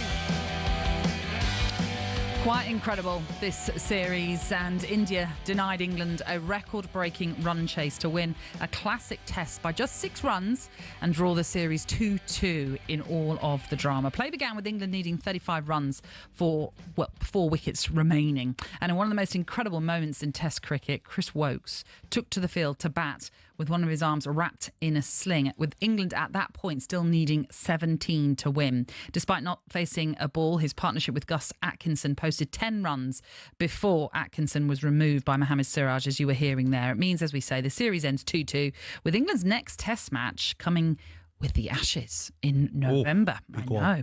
So let's get more on this and look back on a classic series. And we're joined by the man you heard just a moment ago, talkSPORT's cricket correspondent, Sam Ellard. Sam, how you doing? Hi, I'm good, thank you. How are you Mr. guys? Hinge. Good evening. Mr. Hinge. I'm not going to go into any more than that, but I know where we're going. I know where we're going with that one. I tell you what, have you sort of come down from all of that? Because that was some drama. Yeah, do you know what? It was a fitting way to end an incredible series. I mean, 5 Test matches that all went to the 5th day. 4 of the 5 went to the final session. I think it'd be pretty much agreed that the Ashes series in 05, 20 years ago this summer, is probably the best series we've ever seen in this country. But I think 20 years on, I think this is going to slot nice and easily into second place. 2 teams very evenly matched. There was ups, there was downs, there was drama, there was some controversy, there was needle between the 2 sides, which added to the whole spectacle. And then we had a crazy hour today, which had absolutely everything. And I think that image of Chris Woakes coming down with his left arm wrapped in his jumper, possibly batting, we'll never know, but one-handed, it would have been truly remarkable. So I think over the course of 5 Test matches, I think a draw is probably a fair result. I think if India lost this match, I went back to India tomorrow morning losing 3-1, I think that would have been a little bit harsh. I don't think there was too much in it. So I think maybe a draw is a fair result. Sam, I know they say that people from the Midlands are tough, unlike you Londoners. Bunch of softies. But, Southern softies, yeah. But how much praise does he deserve, Wokesy, though? I mean, to come out with his arm in a sling, back with one arm. I mean, most footballers with that injury would be like, they'll be in bed probably, like having a bit of treatment. It just shows, doesn't it, how tough he is? Yeah, it doesn't surprise me. I don't know Chris that well, but having spent a bit of time with the England team, he's not just a great bowler, a good man, but he loves playing for his country. He's a fierce competitor. I mean, when he originally injured his shoulder trying to field a ball on the boundary on day one, there was, it was quite quickly reported that he might not even make the Ashes in a couple of months' time. That's how kind of bad the shoulder was. But I knew that if it came down to this and it was going to be this tight, it doesn't matter if he had no arms available. Chris Woakes was going to go out there and do anything he possibly could have done. It's actually almost a kind of quite, got to give Gus Atkinson some credit, the fact that, Chris Woakes was out there for about 2 or 3 overs, but didn't even end up facing a ball. Gus Atkinson did quite well to keep Chris Woakes off strike, but that image of him, left arm wrapped in his jumper, incredible, hobbling to the crease. He's a great man, great bowler, and I really hope that, fingers crossed, the recovery is as quick as possible. We can maybe see him at some point in Australia this winter. Well, I was going to ask you then about the Ashes. From that performance of England throughout this series then, Sam, does it give you confidence that they might be able to get the job done? I know it's never easy in Australia.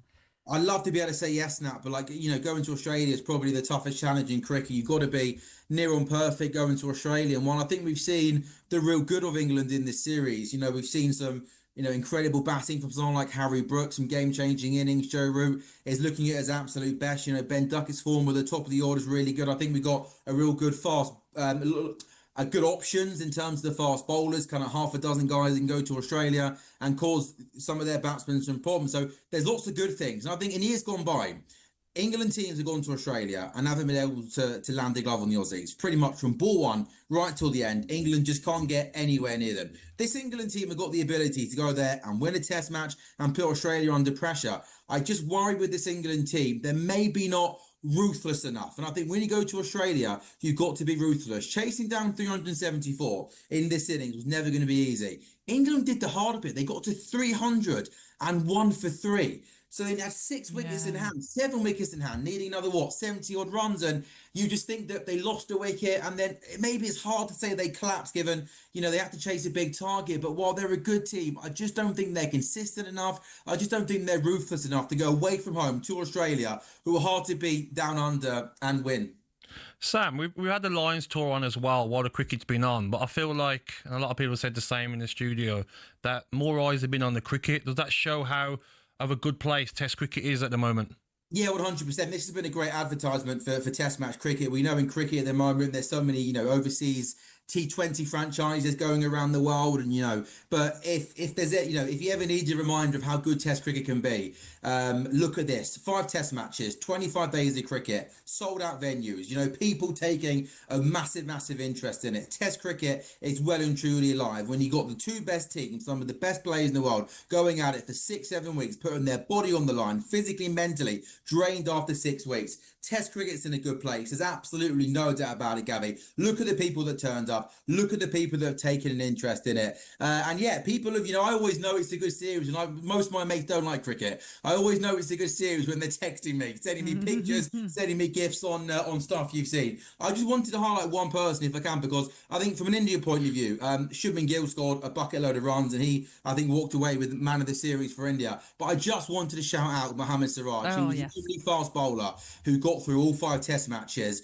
A skillful bowler goes without saying. And while he's on the opposition, if anybody deserved to take that final wicket, it was Mohammad Siraj. For 5 Test matches, he put his body on the line. He's a fighter. He's a warrior. He's a chirpy character. He drives you insane at times over the last couple of weeks. But I just thought, every sportsman put their heart on the line like he did, and their body on the line like he did. Sport would be in a good place. He's some competitor. Yeah, and when you consider, what was it, a day or 2 ago, I forget what day it was, when he carried the ball over the rope, and it looked as though he'd taken the catch of Harry Brook, and then gives away a 6. Harry Brook was on 19 as well. I mean, that if he took that catch, that game would have been over early yesterday afternoon. But it was, I thought it was only fitting that we got a ridiculous finish like we did. I got to say, for a day 5, it was absolutely sold out today at the Oval, even though we only got an hour of cricket. It felt like an away game for England, I should say. Today felt like there was a lot more Indian people in the house than English supporters. But no, a special Test summer. Some great moments. You think of, Jofra Archer making his return to Test cricket. There was that manic over at Lords when Zach Crawley was trying to time waste, and the Indian bowlers and fielders were getting aggy. We had some great batting. And yeah, the image of Chris Wokes walking out there at the end was remarkable. But yeah, it was. It's been a fun summer of Test cricket. Yeah, it certainly has. Quickly, once more on India, I should say. In terms of the position of where they're at right now, if you go back to the start of the year, they lost to Australia. And they'd lost to New Zealand previously at home as well. And then you fast forward to now, they had to get over the retirements of some greats. They look in a better position now then? Yeah, so that's important. I think it's, India came into the series now, you're right to say, having just lost Virat Kohli, one of their best ever batsmen, Ravi Ashwin, one of their best ever spinners, and Rohit Sharma, who had just given up the captaincy. So they got a new captain in Shubman Gill, who I think was far from perfect as captain, but I think it's going to learn from this. This is an India team that have got a lot of good players. And I think in the 2 Test matches that they lost early on in the series, in both Test matches, they got themselves into some really good positions, and they just let it slip through their fingers. So I think this team, with some young cricketers, a young captain, I think to come to England, not to lose, is a serious effort, because teams coming to England, it's never easy adapting and adjusting to English conditions. They'll be better for this series, the captain will be better for this series, and I think they're in good hands with Shubman Gill. And India always, because of how popular cricket is over there, no Kohli, no Sharma, there'll be the new Virat Kohli coming. There'll be the new Rohit Sharma coming. They'll be okay, India. Yeah, I think so. Sam, great to hear from you. The enthusiasm for cricket lives on with you. That is for sure. Sam, it hurts me to say it, but you're a fantastic mate on your cricket. Top man. Why does it hurt you to say that? Because there's something about you, mate. Praise you, clearly. You're annoying, that's why. Oh my God. You know what, Gabby? I think you say that with love, so I'm going to take that as a compliment. Take a bit of love from it, yep. There you go. Tough love, right? Tough love. Exactly. Get back on Hinge then. Brilliant, Sam. Thank you very much. Right, let's take you back to Anfield, where it is half-time in this first of 2 friendlies with Athletic Bilbao today at Anfield, as I say, where Liverpool, looking good, Matt Jones. They are indeed. Half-time, Liverpool 3, Athletic Bilbao 0, despite Liverpool having very few of what you would suggest are going to be their first 11 for that opening game of the season on the field, and Athletic Bilbao having several of their notable first-team players players out there. Yes, the likes of Nico and Inaki Williams and Unai Simon aren't playing, but there's still plenty of strength in that Athletic Bilbao side compared to Liverpool, who've lined up with a number of youngsters in their side, and all of them have impressed, but none more so than the youngster Rio Ngamoa, who has scored one and grabbed an assist as well, and he's got all the tricks in the book. He's playing on the left of Liverpool's front three and has had Andoni Garasabal, the right back for Athletic Bilbao, on toast in this first half with his boxer tricks. The first goal, picks the ball up inside his own half of the field, drives forward and curls it into the bottom corner. The second, Ben Doak floats across into the back post. It's headed down by Ngamoa, and Darwin Núñez then just clips it home in front of the Kop. Will that be his final goal in a Liverpool shirt? Because of course loads of speculation over his future. And then the third, Doak got it himself just a few moments earlier. He'd had a brilliant effort from about 30 yards, saved. This time he strikes the ball from the right hand side of the area at a really narrow angle and squeezes it under the goalkeeper, who probably should have done better. There is going to be a second game kicking off at 8 o'clock when some more of Liverpool's first team regulars will be involved, but not the likes of Virgil van Dijk, Connor Bradley, Alisson or Joe Gomez, who are all missing today on a slot, saying some of them could be available for the Crystal Palace game in the Community Shield, but he's not sure yet on a couple. So more to come on that when we maybe speak to him later. But at half-time in the first of these two friendlies, Liverpool 3, Athletic Bilbao 0. And we'll have more from Matt then throughout these games at Anfield. You're tuning in to Drive on talkSPORT.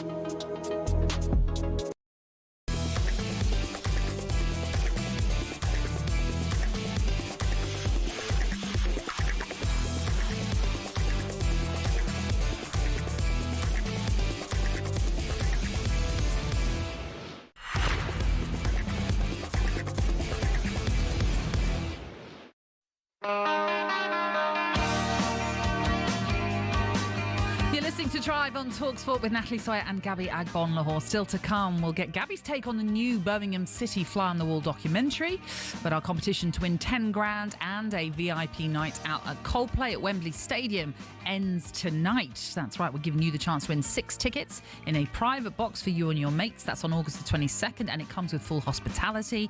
And we're chucking in 10 grand as well, completely tax-free. It ends, though, at 11 p.m. So here's how you enter. Have a pen and paper handy too. It's 18 and over, UK excluding Northern Ireland. For a chance to win, text the word WIN to 83338, and that has to come in by 11 p.m. So text that in by 11 and you'll be in the draw. Text costs £2 plus one standard network rate message. You must have the bill payer's permission, or you can post your name and number to Coldplay Competition, PO Box 3190, Colchester, CO28GP, and that has to arrive by 5 p.m. on the 7th of August. This is a talkSPORT limited promotion run on talkSPORT Talk and Virgin Radio UK stations. Full T's and C's are at talksport.com. Now, it's time for a bit of this.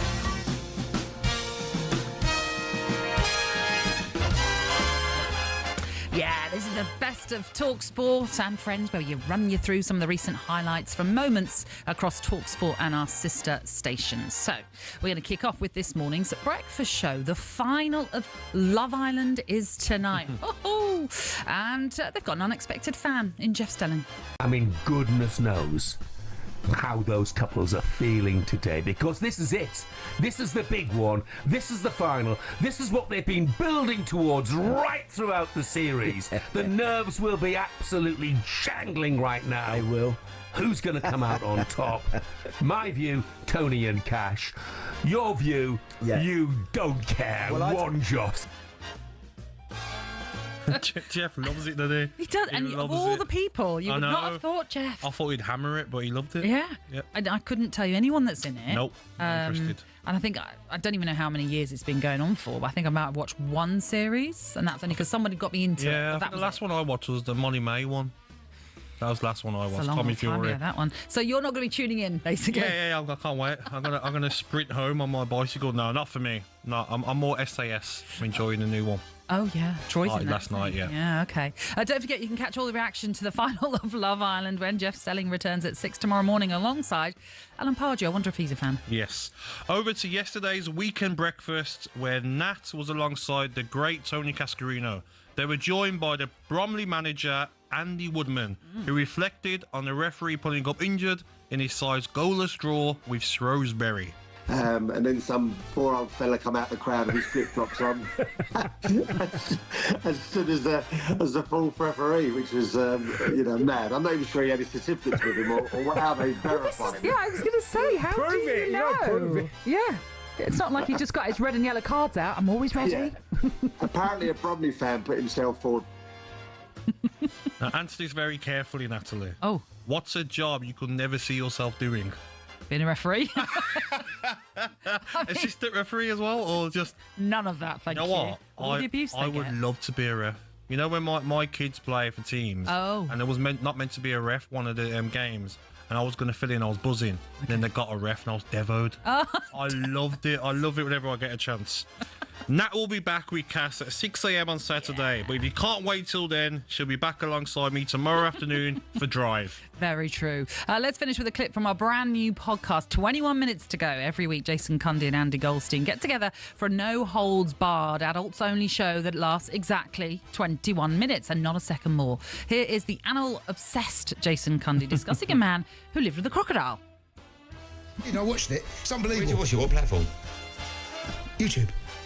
You're such a liar. Stinks. Look at me. No, Stinks, I can't. I'm not lying. The gap between where did you watch it and YouTube is too big. I know, but do you know what? It's on National Geographic as well. It's about 45 minutes long, Stinks. Right. It's unbelievable. I don't think it's called Man That Swims with Crocodile. It's called something else. Brilliant. Do you know what? There you go. Stinks. It's called something brilliant. But here's how amazing. Something else. I'll just Google something else. Here's how amazing it is. The Croc's got his own Wikipedia page. Okay, bizarre. Would you rather live with a friendly crocodile or with Big Al and Mr. Hinge? Big Al and Mr. Hinge every day of the week. Imagine the laughs you get off Al. Just watching him even trying to walk. Just getting annoyed with everybody else. Yeah. You know what? And even if you shared a bedroom with him, just watching him trying to get out of bed would be hilarious. The pain. Yeah, you might have to help him with that. Yes. You can find 21 Minutes to Go wherever you get your podcasts. And for all the best bits of talkSPORT, you can download the talkSPORT Daily Podcast. And of course, make sure you have the talkSPORT app where you can swipe between talkSPORT and talkSPORT 2 and all of our other sister stations so you never miss a moment.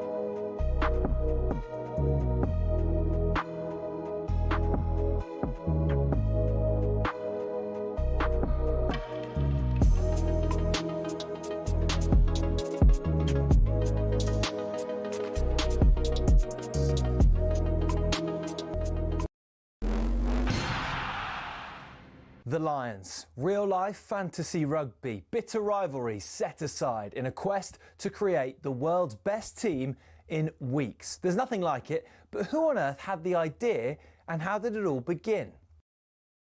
Incredibly, the first Lions tour was organised and funded by three men who played in England's first ever Test cricket match: opening bowler Alfred Shaw, opening batsman Arthur Shrewsbury and captain James Lillywhite. The 1888 Lions squad, then made up of 17 English, 4 Scots and 1 Welshman and a Northern Irishman, took a 46-day boat trip to New Zealand before heading to Australia. The Lions weren't alone on the boat. Also on board were 300 stoats and weasels who were brought over to eliminate New Zealand's rabbit problem. The first ever Lions captain, Robert Seddon, died of drowning midway through the tour while sculling on a river. Andrew Stoddart, who was another of the cricketers there, took over and was the star of the tour. The next one was the first to get official recognition from the RFU against the newly formed Springboks. Although the Lions won the series and beat the Boks again 5 years later, in the 12 series since in South Africa, they've only won 2. New Zealand has proved an even tougher hunting ground, just the 1 series win for the Lions in 11 attempts, which came in 1971. And then there was that nail-shredding drawn series in 2017, only the second in Lions history. Only once have the Lions clinched a series after losing the first test, 1989, when David Campese's infamous ghost pass was pounced upon by Ian Evans. Before World War II, the Lions had a dark blue strip, which on the 1930 tour forced the All Blacks to play in all white. So in 1950, the iconic red shirts, white shorts and blue and green socks combination was born. It remains the symbol of the greatest alliance of adversaries in all of sport. To borrow the phrase from Jim Telfer, the Lions is Everest.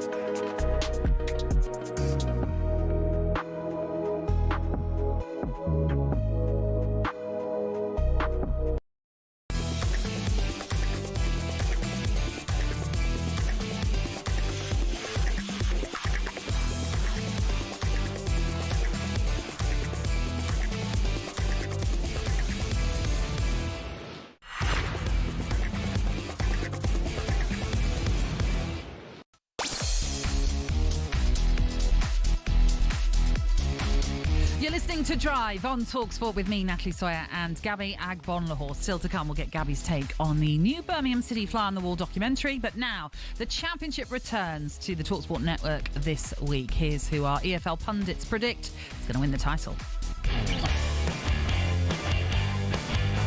Hello there, I'm Ian Danter, talkSPORT EFL commentator. So my Championship winner for the season has to be Ipswich Town. I know it's a fairly straightforward thing to say that a relegated side's got a good chance of going straight back up. But in Ipswich's case, a lot of that squad that won promotion from the Championship is still there, plus some real quality that's been added. Smollings hits it through the legs of Edison, and it's in! What a start for Ipswich Town! My pick for Championship winners at Ipswich Town. The manager, Kieran McKenna, is outstanding. Just can't see them failing to bounce back at the first attempt. Right, prediction times. And first I'm going to start with my Championship winners, and that will be my former club, Ipswich Town. I know they struggled a little bit last season. I just feel they could have a great season and bounce back immediately to the Premier League. And there it goes! Ipswich Town are back in the Premier League! My Championship winners are Sheffield United. I think Ruben Selles coming through the door as manager. Very, very clear identity. Fantastic football philosophy as well. Goes right to Harmer into the penalty area, shooting and scoring.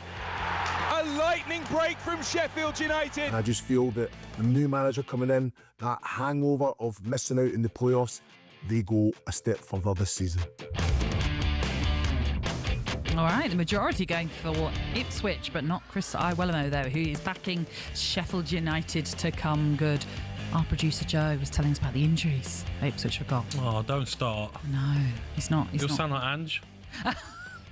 Hey, don't hear it. I'm just saying there's a few injuries that they picked up, so that's something to consider. But yes. Hopefully they're not long term anyway, whatever. Yes, fingers crossed. Are. The Championship then is back this week, and as always, talkSPORT is your home of the EFL. It all gets going on Friday night right here on talkSPORT when newly promoted Birmingham face Ipswich at 8 p.m. Then on Saturday at 12:30, Southampton host Wrexham here on talkSPORT before Adrian Durham takes you around the grounds with all the goals and incidents as they go in, up and down the land.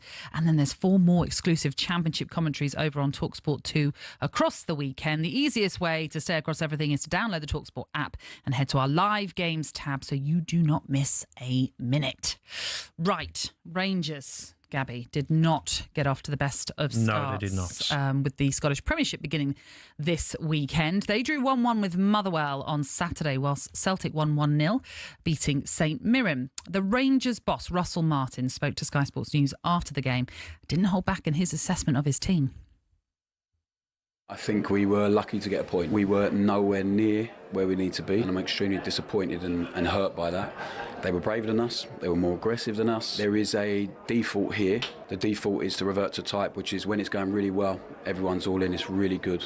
When it's not going well, you protect yourself a little bit, and the self-preservation stuff. We had 2 men on the pitch today that want to do what they want to do. When you want to just jog around and do what you want to do, there's a big problem. So some of them have to drop their ego. Drop their ego. Drop your ego.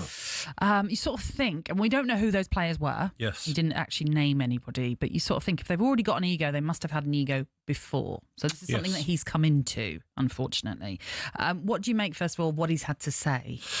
I think some people will say it's nice to hear honesty from a manager, but maybe a lot of people look at it and say, you've only been at the club, what is it, 5-6 weeks? You know, he's appointed mid-June to Rangers. You've got a new philosophy. The players aren't used to the way you play. Very risky football, playing from the back. Everyone's got to be at it. Otherwise, you'll give the ball away and make mistakes that could be punished with goals. I think it's very early in. If this was, after 10 games, then you could understand. But you've just had an amazing 2 results against Panathinaikos, who are a very good team, European experience. To get through Champions League qualifier, sorry, and you've gone through the next stage of that. So I think it's a bit harsh. He conceded a second half equaliser. Surely give the players a bit more time. Yeah, I know what you're saying. And in the main, I would agree with you, because I sometimes think if you think there's a problem, keep it in-house. Yeah. 'Cause as fans, I don't want to know there's a problem. Yes. I want to know everything's fine. Yeah. As much as it might be obvious sometimes on the pitch that it's not. But in a way, like I said, maybe he's hinting that there's been a bigger problem at this club for some time. This is what I'm dealing with. Maybe he's looking at it as well of like... Too open, but... Yeah, look at Barry Ferguson. The record at Ibrox was shocking on the Barry Ferguson. And he's a legend of the football club. If he couldn't get some of the players to listen to what he wants them to do, then maybe Russell Martin's hinting, some of these players I want to get rid of in the next 3 weeks and bring in some of my own players. He's managed to bring in some quality players. Is it Mikey Moore from Spurs? That's right. Very good young player. He will do well.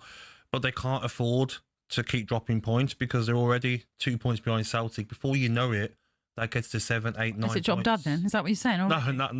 No chance. Celtic fans will think that. But even Celtic, though, they weren't at their best. St Mirren made it very difficult. I watched that game. Defensively, very good St Mirren. But Russell Martin's, I think he had 6 months to a year at Rangers as a player. He knows what a football club demands. And maybe his style now is, if you're not at it, you're going to get called out in the media. Yeah. Very open, very honest then. Not happy with his side's performance, certainly. And I know it's not the same in any way because he's only been there a short while and the Rangers board are not going to make any drastic moves anyway, just after one sort of comment to the media. But if you remember what happened with Scott Parker after Liverpool beat Bournemouth, what was it, 7-0, something like that at the time, and he came out scathing of his team. Again, that's not the same comparison because he'd already been with Bournemouth for a while and got them promoted.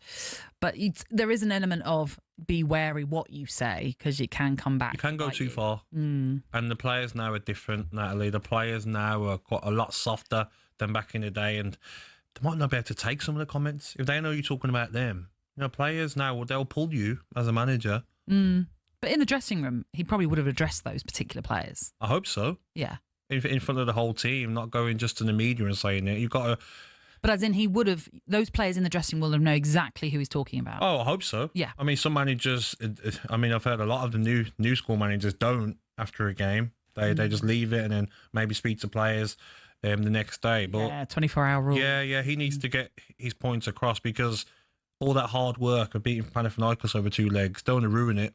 They've got a real chance now. If you look at the team that they can play next, and then the playoff game, 2 teams that Rangers can get a result in, you could be playing Champions League football at Ibrox. Yeah. What an achievement. But if players aren't on board, as he's saying, he needs to get them out and get players in that are going to listen because Rangers need to bridge that gap. Them fans, is ever a league where you can't, Celtic or Rangers, you can't be losing the league by double figures. So he's got to improve that. Well, Rangers fans, get in touch and let us know how you felt about what Russell Martin had to say. And listen, it's ridiculous to say it's over. Of course it's not over. There are plenty of twists and turns still to come. But are you worried that it might be another season where Celtic go on and win the title? And I sort of wonder if there's an element as well, Gabby, of sympathy to, one for Rangers and Celtic fans, because they tend to often be just involved in a two-horse race. But also, if you stretch it further, in terms of the whole league, they're sort of starved of the competitiveness. Because if it is only two that are ever going for the title, is there an element of they're not getting their money's worth as fans, potentially? Yeah, and I think if you're Rangers and Celtic fans, I mean, you have to tread carefully, because you won't get two more passionate fan bases than Rangers and Celtic. No, but you're right. is there some Rangers and Celtic fans that think out there that, how would we do in the Premier League? How would we do with the 100 million, 150, 200 million pounds that the Premier League teams are spending? How could we build our team and then have a better chance in Europe, be more competitive and take Rangers and Celtic to the next level? Be interesting if they feel that, like, oh yeah, I'd fancy that. Why not? Why not go to the Premier League and see how we can get on? Because like you said, it's not as competitive as maybe fans would want. If you all know that, well, it used to be anyway. Last season wasn't like that, but it used to be Rangers, Celtic. Okay, who wins the most of the Old Firm games wins the league. Yeah, because it was guaranteed wins against your other teams in the league. Hearts want to get more competitive, don't they? Their owners said that. There was a time where Aberdeen, yeah, exactly. I mean, let us know, fans in Scotland, what you think of the league, and I mean, what would Rangers and Celtic fans? What, in Premier League? I'd love it. I'd love it. I mean, some of the Premier League teams going to Celtic Park and Ibrox, that atmosphere as well. Don't think there'd be a warm welcome. No. Hostile. Police. Yeah, so let us know. Get in touch. We'd love to hear from you. 03717 2233 44. As I say, Rangers fans, what are you expecting from this season? Are you annoyed? Are you thinking that Russell Martin was out of order, or you're happy with him calling out players in terms of their egos, for example, that need to be dropped? And what do you make of the competitiveness of the Scottish Premiership too? Please get in touch. Let's take you to Anfield, where there's been a goal, Matt Jones. There has. Liverpool extending their lead. Liverpool 4, Athletic Bilbao 0 as we approach the hour mark, and this is a delightful goal. Harvey Elliott, the man who gets it firing home from inside the area, but it's all down to some lovely work by Darwin Núñez with a really tidy flick off as well. So Liverpool really beginning to have fun here. The flick round the corner from Núñez. Elliott takes one touch to get it out of his feet and then clatters into the back of the net. Liverpool flying. Liverpool 4, Athletic Bilbao 0. Brilliant, Matt. Thank you very much. OK, plenty still to come a little bit later on. I'm sure Gabby's delighted to hear that Birmingham City have a new documentary out. Yeah. What channel's that on? It's Amazon. Setanta. It's an Amazon. Oh, Amazon. Prime. No, I've heard about it. Yeah, no, not interested. No, I've never heard about it. Oh, OK. All right. But you'll watch it, obviously. No. I'm busy watching, one of my programmes, Antique Roadshow, Songs of Praise. That's what takes up my time. Save it. Very much. We'll talk about it later on. But yeah, it's a kind of fly-on-the-wall documentary of their promotion push from League One with Tom Brady, Tom Wagner et al. Involved in that one. This is talkSPORT Drive.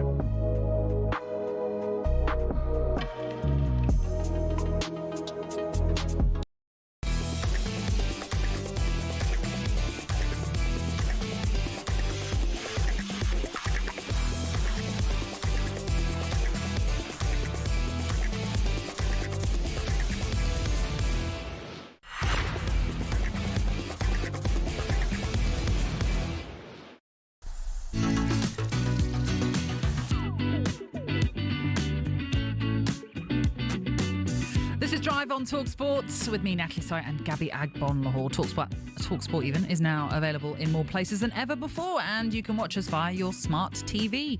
You can have a look at our lovely new studio. If you Stunning it is. Just head to talksport.com/watch for all the details and how you can catch all your favourite shows and presenters, plus some of our brand new content as well. Still to come, we'll be asking what next for Dele Alli, but just quickly, Sheffield Wednesday's players have not ruled out going on strike as the uncertainty at the club continues. They did pull out of a friendly with Burnley at the weekend. Don't blame as a result, of all of the issues going on at the club.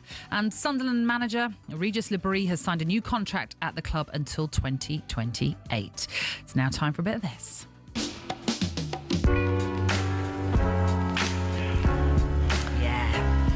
Time for the return of Benty's EFL Corner, where this week Gabby Agbonlahor takes a look back at the first weekend of Leagues 1 and 2. And we're going to start with Swindon Town manager and friend of talkSPORT, Ian Holloway.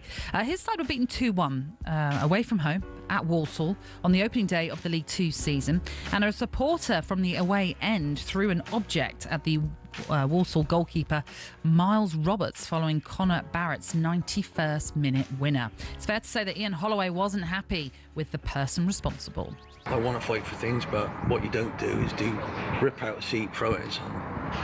And whoever was stood by the person who did it, I need you to step forward and say, actually, I'm not having that in football. I want to bring my grandchildren to watch my team. And I wouldn't want Walsall thinking that about all of us. So whoever the bloke is, I want him dobbed in, because that's not right. That's not football. You think you're clever, you think you're upset and all of this. Just shut your face and get out of the game. That's how I feel. It's absolutely disgusting. Well done, Love Ian that. Holloway. I love that too. Yes, I do. Sam, it's good to hear someone calling that out, rather than doing the whole, I didn't see it, I can't possibly comment, I don't know who was involved. You know, he's saying we need to ensure that this individual is not welcome back. 100%. Like we're not living in the 90s, in the 80s. Like now, football matches should be go and support your team, no matter the result, no matter the game's going. After the game, get yourself home. You can't be like fans feeling like, oh, I can't go to that game with my son. Exactly. I can't go to that game. No, you can't go to that away ground. You know, we know the usual suspects, especially in the Premier League and Championship, of grounds that, you know, fans are a bit weary to go to. It shouldn't be like that. Yeah. In 2025, go and watch your team play. Look at rugby. Look at these other sports. And you're right, Gabby, because at the end of the day, look, we're all passionate fans. Yeah. You know, that's the first thing. I'll say that. We're all passionate. But there's a difference between passionate and them just being a hooligan. Exactly. And that is just not... I No. mean, that isn't a fan in my eyes. That's just someone who's and I feel an like idiot. that's what you want all managers to be like. So then, Yeah. you know, your team's manager, the supporters are going to think, okay, next time, maybe you do find out who did it. Yeah, because ultimately as well, it's I know what some people might be thinking, he's a grass and all No, that. I don't care. But no, and I agree with you, because I think at the end of the day, that one individual is shaming Swindon. And I wouldn't want my club to be tarnished by that. And what else are you going to throw next time? And he catches a player in the eye, Yeah. and retires them, and they can't play again. So I'm all for it. Yeah. Mr. Holloway, legend. Yeah. Okay, let's move on to Barnet, shall we? After they were beaten 2-0 at home to Don't get me Fleetwood. started. Okay, they're back in the Football League after promotion last season. Fleetwood were gifted the lead thanks to a terrible mistake from goalkeeper Owen Evans. And the Barnet manager, Dean Brennan, didn't hold back when he spoke to talkSPORT afterwards. Listen, when you act the way he acted this summer and the way he's been this summer, it's been so frustrating. He picks up an injury, he misses it. My philosophy is to overload and play out from the back. It's as simple as that, and I always want to adhere to that. But when we start, what frustrated me more, not the mistake, frustrated me more when he's just booting balls 50, 60 yards. We don't want that. So that's what frustrated me more. He can play his own game, and he thinks that's good enough. It's not good enough. So, and his actions in the summer have caused that mistake. So he's prepped that way. He's the one that's only had 2 or 3 training sessions, all because of the messing we had in the summer. Okay. We spoke about Russell Martin and what he had to say about his Rangers players. He's pretty scathing of his keeper there. Listen, when I saw the clip, I thought to myself... Explain it. What's happened? So the keeper is coming out with the ball. Imagine the defensive team, strikers, they're retreating. Defenders are up. Keeper's coming out of his area with the ball, touch, takes a big touch, not super big. Striker gets the ball off him, runs and puts it in the back of the net. Right. But what the manager's saying there, though, is that he wants his team to play from the back and doesn't want his keeper booting balls long. That's looked like what he was trying to do, but took a big touch because he's been told not to just boot the ball long. So it's hard to have a go at the keeper now. I've heard the manager speak. Yes. Because he's been told to be patient and find a pass. He probably couldn't find a pass. And maybe he's a bit of an old school keeper where, honestly, they couldn't control anything when I was playing. The keepers I played with. The new school keepers can. So it's hard to have a go at the player. Maybe it's the manager's tactics that he's coming out with the ball far and far. And they're coming into territory where they're not used to being. You know, they want to be in their area. Natalie. They come out of their box, some keepers, and like, okay, one big touch. Oh, conceded the goal. Yeah. Calamitous. And I get what you're saying, because obviously if Dean Brennan is saying, this is my style, this is what I want to play. Look, we also know Russell Martin, how much criticism he received when he was at Southampton. But I always ultimately think, at the end of the day, if it's not on, surely you do have to just kick it out. You boot it out as far as you can to take away the danger. 100%. But it's the problem now, though. Barnet, like you says, have come into the Football League and they want to play like prime Barcelona. Well, that's the problem. Every club does, don't they? Pretty much. So you're in League Two and you don't want the defender or goalkeeper trying to clip a ball into your frontman. Wow. The game has gone. The game has gone. The game has gone. Really has. They were playing National League last season. And now they want to, the keeper's coming to the halfway line with the ball and losing it and scoring because he's been told he can't lump it. Don't. Incredible. That was today's Benty's Thinking Inside the Box with Gabby Agbonlahor. Now we're taking your calls about the situation that we mentioned with Russell Martin and Rangers. And we're going to get some Rangers fans who are ringing up to have their say on the situation. Let's take you to Billy, first of all. How you doing, Billy? Good evening, Billy. I'm not bad at all, Shaban. Good evening, Gabby, again, mate. I mean, I'm the one that's actually bet Andy that he doesn't get 2 frames. Oh, really? Oh, okay. yes. All right. So you have no positivity about Andy. That's fair enough. I've got no positivity about Andy. I've got more positivity about the guy he's playing. I mean, he's the best full player ever. Yeah. Well, what about the positivity of your club, Billy? Russell Martin has got every right to pull. Basically, the 2 players he was talking about were James Tavernier and Kieran Dowell. Really? Tavernier, the captain? Tavernier. The goal scorers came for the left wing, Longello, and he's come through, not only James Tavernier and Kieran Dowell at the same time, he's come through them like a car wash and sprinted into the box. And Tavernier and Dowell are just basically jogging back into the box as if they've got not a care in the world. And that was when Russell Martin called out, players with egos. Kieran Dowell should never wear a Rangers strip again. Why? Why, Billy? Because in all honesty, he's got nothing. Right. We played him on the right against Panathinaikos, and in the first leg, he lasted 72 minutes, done absolutely nothing. I mean, we played what a man done. And in the second leg, the only good thing he done was when Panathinaikos were actually breaking forward. He's actually 10-1 for the team and brought the guy down. And that was his... So at this point, are you feeling positive for the season coming for Rangers? Because they have to bridge that gap with Celtic, don't they? It all depends on the new players that he brings in and what he does, what he's already got there. Ridvan Yilmaz, what I can't understand is, for a manager that likes to play open attacking football and play possession football, why is he playing Max Aarons at left back when he got totally destroyed twice against Panathinaikos? He's playing square pegs into round holes. Yeah. Billy's not happy. I remember him the other day. It was making me laugh. Billy, thank you. So passionate. I love it, man. Yeah. I love it. I mean, one game into the Scottish Premiership season, and Billy's asking a lot of questions already of Russell Martin, it seems. Thank you very much, Billy. You can have your say too. Give us a call, 03717 223344. Still to come, we'll be asking, where does Dele Alli go next? But now it's time for our latest No Googling. And Gabby, because we've been discussing Rangers' start to the season, we want to know who is the top scoring Englishman in Scottish Premiership history. Ali? We get me in trouble. Hey, yeah, we know definitely he's not an Englishman. You have a think about it.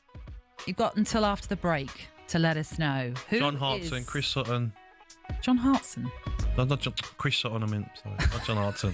I was naming Celtic strikers. John Hartson's Walsh.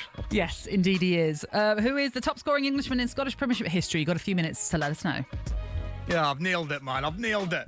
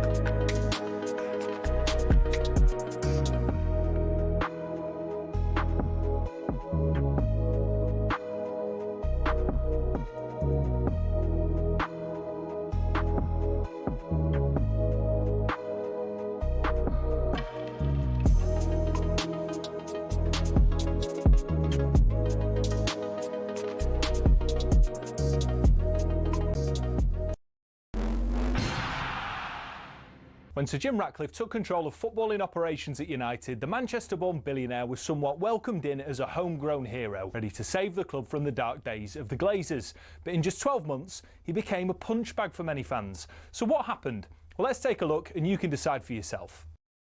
Over the last 3 years, the club lost 300 million quid, and Ratcliffe rightfully committed to sorting that. But what seemed to get fans' backs up is the way he went about it. For example, talkSPORT understands staff lunch options at the Carrington canteen have been reduced to just soup and sandwiches, which the higher-ups at the club say will save them 1 million quid a year. Now, that might make sense for many who don't get free meals at work themselves, but it does get a little bit more picky than that. It was reported that after staff brought some stationery, they were ordered to send sellotape back because it wasn't considered to be essential. And the reward for being Steward of the Week used to be 50 quid, but that was scrapped and replaced by a paper certificate. But it's not just seemingly stingy decisions. In 2024 alone, Ratcliffe oversaw 250 redundancies, and more were announced at the beginning of 2025.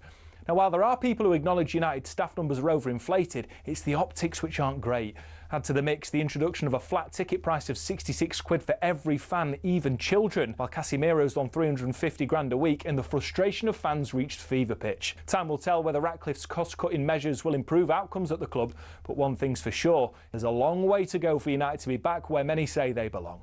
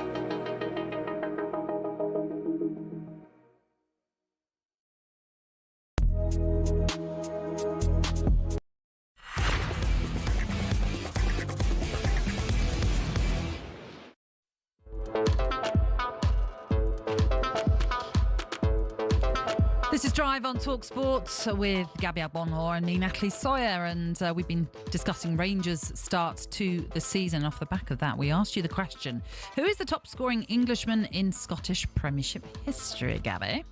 Any ideas? Chris Sutton. I was going to say, don't just stay silent. Sorry, I was thinking. We're on radio here. I was thinking, sorry, Chris Sutton.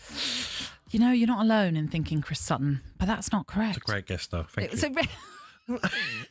You could have actually, if you just gone Sutton, I might have gone, well, which Sutton? Oh. He had a brother, John. And John is the highest scoring Englishman in Scottish Premiership history. Really? How many? 95 goals. Oh, fantastic. Well done, John. There we go. Not many people said... Well, a lot of people said Chris, but not really anyone for John. Anyone say John Hartson? No one... Will you stop? Right. Liverpool currently taking on Athletic Bilbao in a friendly double-header at Anfield. Matt Jones has been watching this one. Matt, what's the latest? Well, there's about 10 minutes to go in the first of these two friendlies, and Athletic Bilbao have just pulled a goal back. Not one Liverpool will want to watch back, I'm afraid, either. A ball coming into their box from the right-hand side, and it lands on the head of young Lucas Stevenson, who is playing for Liverpool this afternoon, and he just gets his header all kinds of wrong, and it just balloons back into a dangerous area, and Gurazeta can head it past the substitute goalkeeper Pesci, who has come on at half-time for Freddie Woodman. So Athletic Bilbao have pulled one back, and there have been quite a lot of errors creeping in defence for Liverpool. A few misplaced passes or missed controls of the ball which have allowed Athletic Bilbao to get in, but they haven't really made them pay apart from that one goal. Remember, there is going to be another game that kicks off at 8 o'clock. I'll have team news for that one at around about 7:15. But 10 minutes to go in this one. Liverpool 4, Athletic Bilbao 1. Matt, thank you. Yeah, busy evening for Matt. He'll be back, as he said then, with more details of that second friendly to come. But let's concentrate, Gabby, now, shall we, on what next for Dele Alli, because the former Tottenham man has been told that he's not going to be involved in Cesc Fabregas's plans at Como next season. Now, he signed for the club in January, made just one appearance when he was sent off 10 minutes after coming off the bench against AC Milan. Before that, his last competitive appearance was back in February 2023, and that was for Besiktas.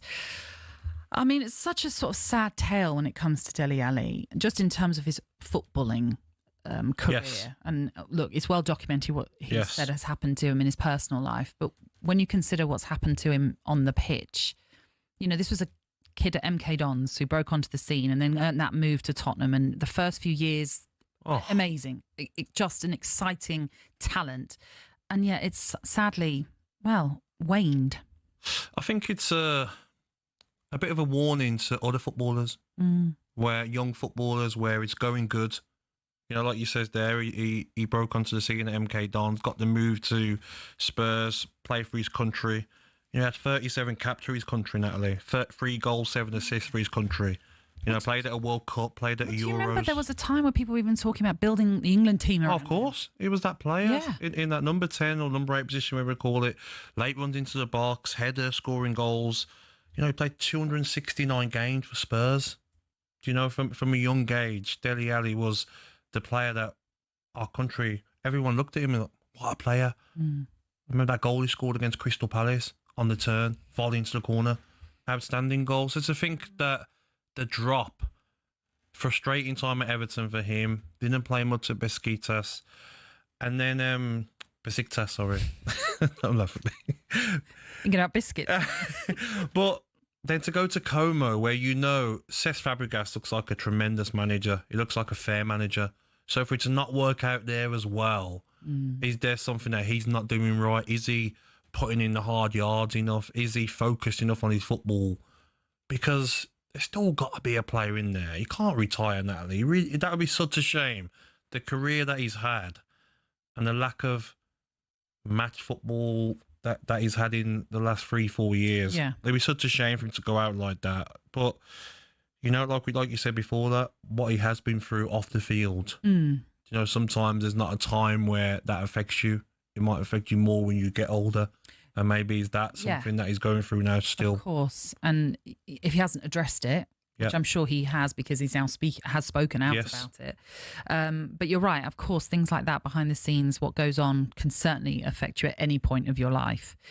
You talk about retirement. There were reports suggesting that he was considering retirement, although equally, there are reports now saying that's wide of the mark. Good. He still wants to play. He's 29. So it's not as if, he's in his mid to late 30s. He's still got time to try and reignite something. Well, I've seen clips on his social media of him training pre-season. I think very close to Cole Walker-Peters, isn't he? Them two training together. And he still looks like, he's fit. But I just worry about if Lake Como, no offence to Lake Como as a team, but if they're not wanting to have you involved, what does that say to other clubs who maybe you're thinking will give you a chance? Yeah. If you've got more hungry young players that Cesc Fabregas wants to bring through, how hard is that going to be for him in the future? Because people can say, yes, MLS, but the MLS have changed the way they work now. They don't just sign anybody. They're going for like the Wilfried Sahars who are bang at it at their club. Can we sign players who are doing really well in the top leagues around Europe? Do you think his time then is done in England? I think it'd be difficult for him unless he wanted to go down to the Championship and someone took a punt on him. I don't think the Premier League for sure. Didn't work out for him in Turkey as well. I just hope that there is a club out there for him, because 29 is no age to be retiring the career that he's had. And how difficult will it be for him as well if football does stop altogether? Because you speak to 90% of players, when you do stop, you do seem a bit lost, Natalie. You're like, what's my purpose? What's next for me? So we all hope that Dele Alli finds that club and finds that chance to go and play football again, because once he starts playing and getting games and scoring his first goal again, that joy will come back, that confidence. But yeah, it's not looking great at the moment for him. No. And you sort of feel like we don't know him. We certainly don't know him, but you have a fear that he's a bit lost in what he's doing in his life right now. 100%. And he's not the only footballer. And like I said, it's a big lesson for the younger generation that it's all going rosy at 21, 22, and it can change. If you, even just the sake of falling out of a manager, and then your next club doesn't work, and before you know it, we've seen it with players, Natalie, they're going down the leagues and they're not as much into football anymore. So whilst you're at your peak and everything's going good for you, Dele Alli playing for his country at World Cups and Euros, scoring for his country, playing for Spurs, being the main man, getting the advertisements, you're getting everything, and then look how easily it can all go. Yeah, and when you, like you say, when you break onto the scene like he did at a young age, then gets that move to a Premier League club and started off brilliantly, that's also really hard to deal with. The sudden attention that is on you. And, maybe in some ways you could argue maybe it came too early for him because of that, and it's how it affects you. And as well, when you look at players that are your age, Raheem Sterling, 30, Jack Grealish, who I know is one of his good friends, same age, 29. Yeah. And you see what they've gone on to do, especially Jack, I think winning the treble, was it 3 or 4 Premier Leagues, winning the Champions League. That can affect you as well mentally when you're in a bad place. Everton don't want you. So it's going to be difficult for him, but he's going to need friends, family around him, agents, and hopefully he can find that right club where he can enjoy his football once again. Yeah, be great to see him back playing. 100%. With a smile properly on his face. See him scoring a goal and celebrating and being part of a team. And because you are, I know we all say it when we retire as ex-players, but you are a long time retired, and players said it to me and I'm like, yeah, whatever, go on, get out of here. But when you retire yourself, you understand that you need a purpose, because some people are starting their jobs when we retire. Yeah. Do you know what I mean? Some people finding their career. Exactly, their career they've been doing so much training for. And footballers retiring at early 30s, 29 if he does, it's a long time to find something that keeps you motivated. Yeah, wish him the best of luck, don't definitely. we? Okay, when we return, we're going to be talking about your favourite club, Birmingham City. I'm going here on talkSPORT Drive.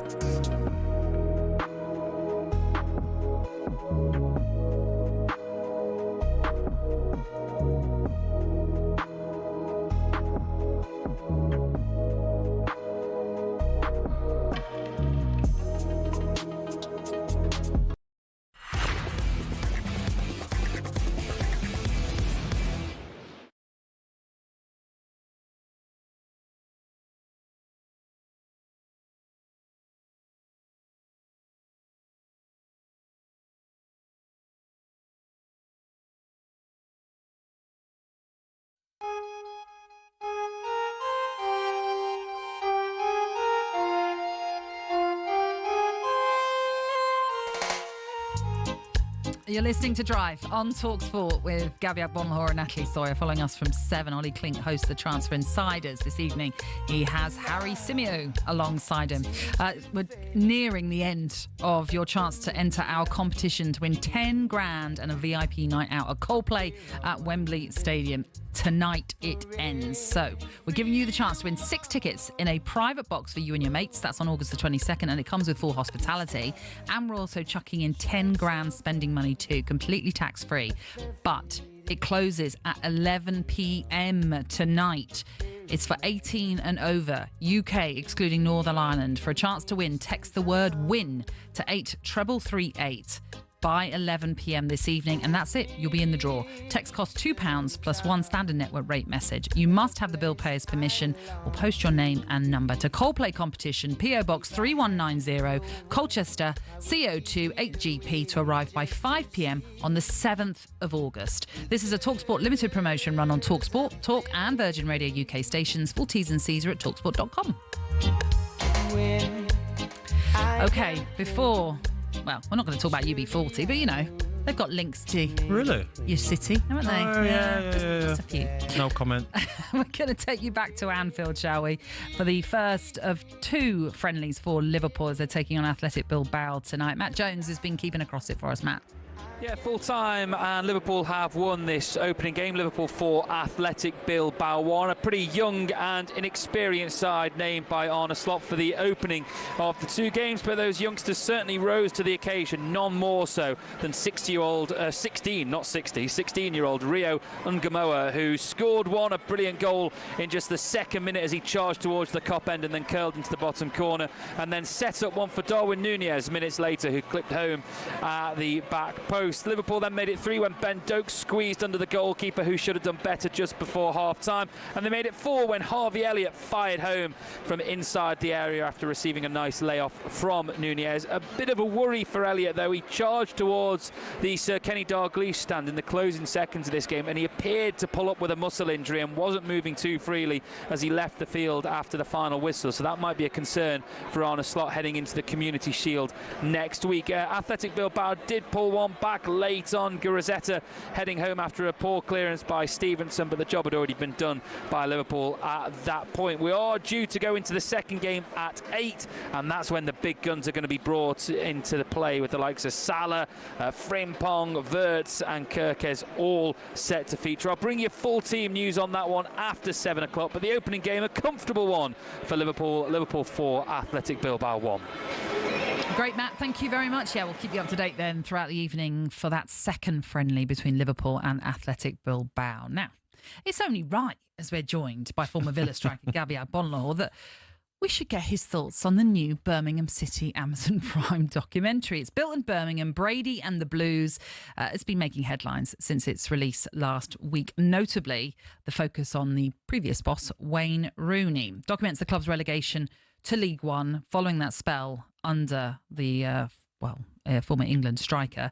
And NFL legend Tom Brady doesn't hold back on his assessment of the former England striker as well, as he took aim at his work ethic. Just in general terms, are you going to watch this one? Have you watched it and seen anything about it? No, so I've written down a few things I'd rather watch than watch anything to do with that football club. So I'd rather watch The Antiques Roadshow, Songs of Praise that we had to watch as kids, Okay. Real Housewives of Cheshire, Peppa Pig, Last of the Summer Wine, Jamie O'Hara's reality TV appearances, all 50 of them, rewatch every Love Island episode ever. How? And then you know what I'd rather do as well? Face a wall for 12 hours. Just look at a blank wall. So you could watch that. you could watch paint dry. Yes, rather than watch that. Okay. That's what I think about it. No curiosity. Anyway, where was you going with it?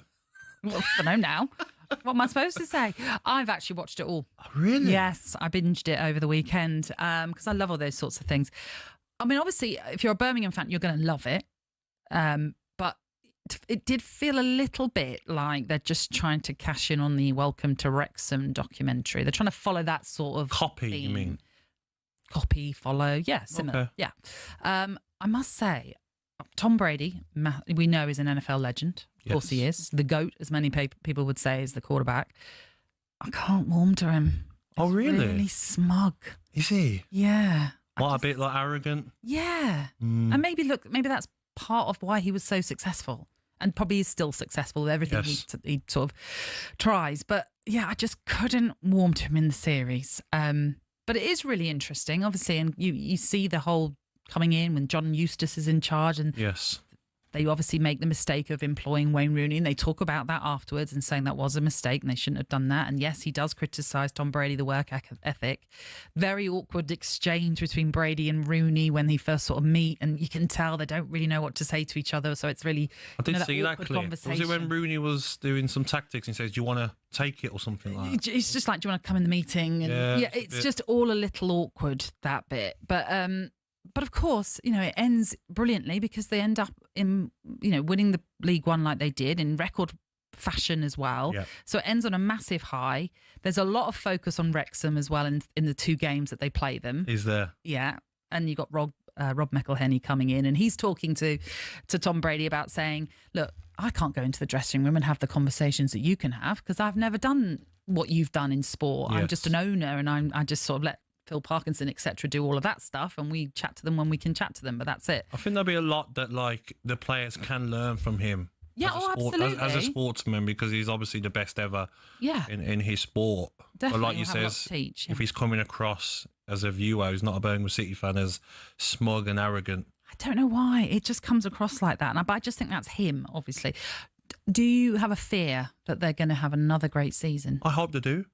And honestly, you want them back in the Premier League? I've said it so many times. I want him to come up because I just feel it's good for the city. There's no point in Birmingham City. I enjoyed them getting relegated. I mean, I popped the bottle of champagne here in talkSPORT Studios because I was doing the Saturday game day phone-in with Jamie. Okay. And they went down, so I got some champagne. Call it shampoo, whatever you want to call it. And enjoyed it. But then when they went down, I thought, there's no point in being down in League One. Not good for the city. Get them up to the Premier League. Enjoy the derby games again. And hopefully a player like Jacob Ramsey can experience what myself and Grealish experienced, scoring the win at St Andrews. Oh, wouldn't that be something? Well, it would be for Jacob Ramsey, yeah. Yes. And as you can imagine, they are full of expectation. Tom Brady, Tom Wagner as well, that they can go again and have another terrific season. But you know what, though? But like me and Birmingham City, we do not get on, but I understand their fan base, what that club's been through.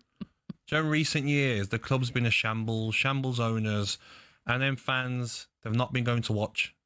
The stadiums haven't been as full as they should be. They've got a decent-sized fan base, and now the club's on the up. It's all positive. It is. They're selling out. They've probably got fans that are dying to get tickets for games, and they'll have a good go at promotion this season, I reckon. Yeah, I think so too. Yeah. But avoid Amazon Prime. You don't want to watch that. Yeah, no, I deleted it, actually, yeah. Birmingham against Ipswich, of course, kicks things off for the new championship season this Friday night as well. So don't forget, Come on, Ipswich. Come on, Youngie. That's the young winner. I know, I didn't realise it moved there as well. Brilliant. Right, Gabby, that's it for us. It's a pleasure, Natalie. We are back tomorrow for the same again. Looking forward to it. So we look forward to hearing from you. On the way next, you've got the Transfer Insiders. Go!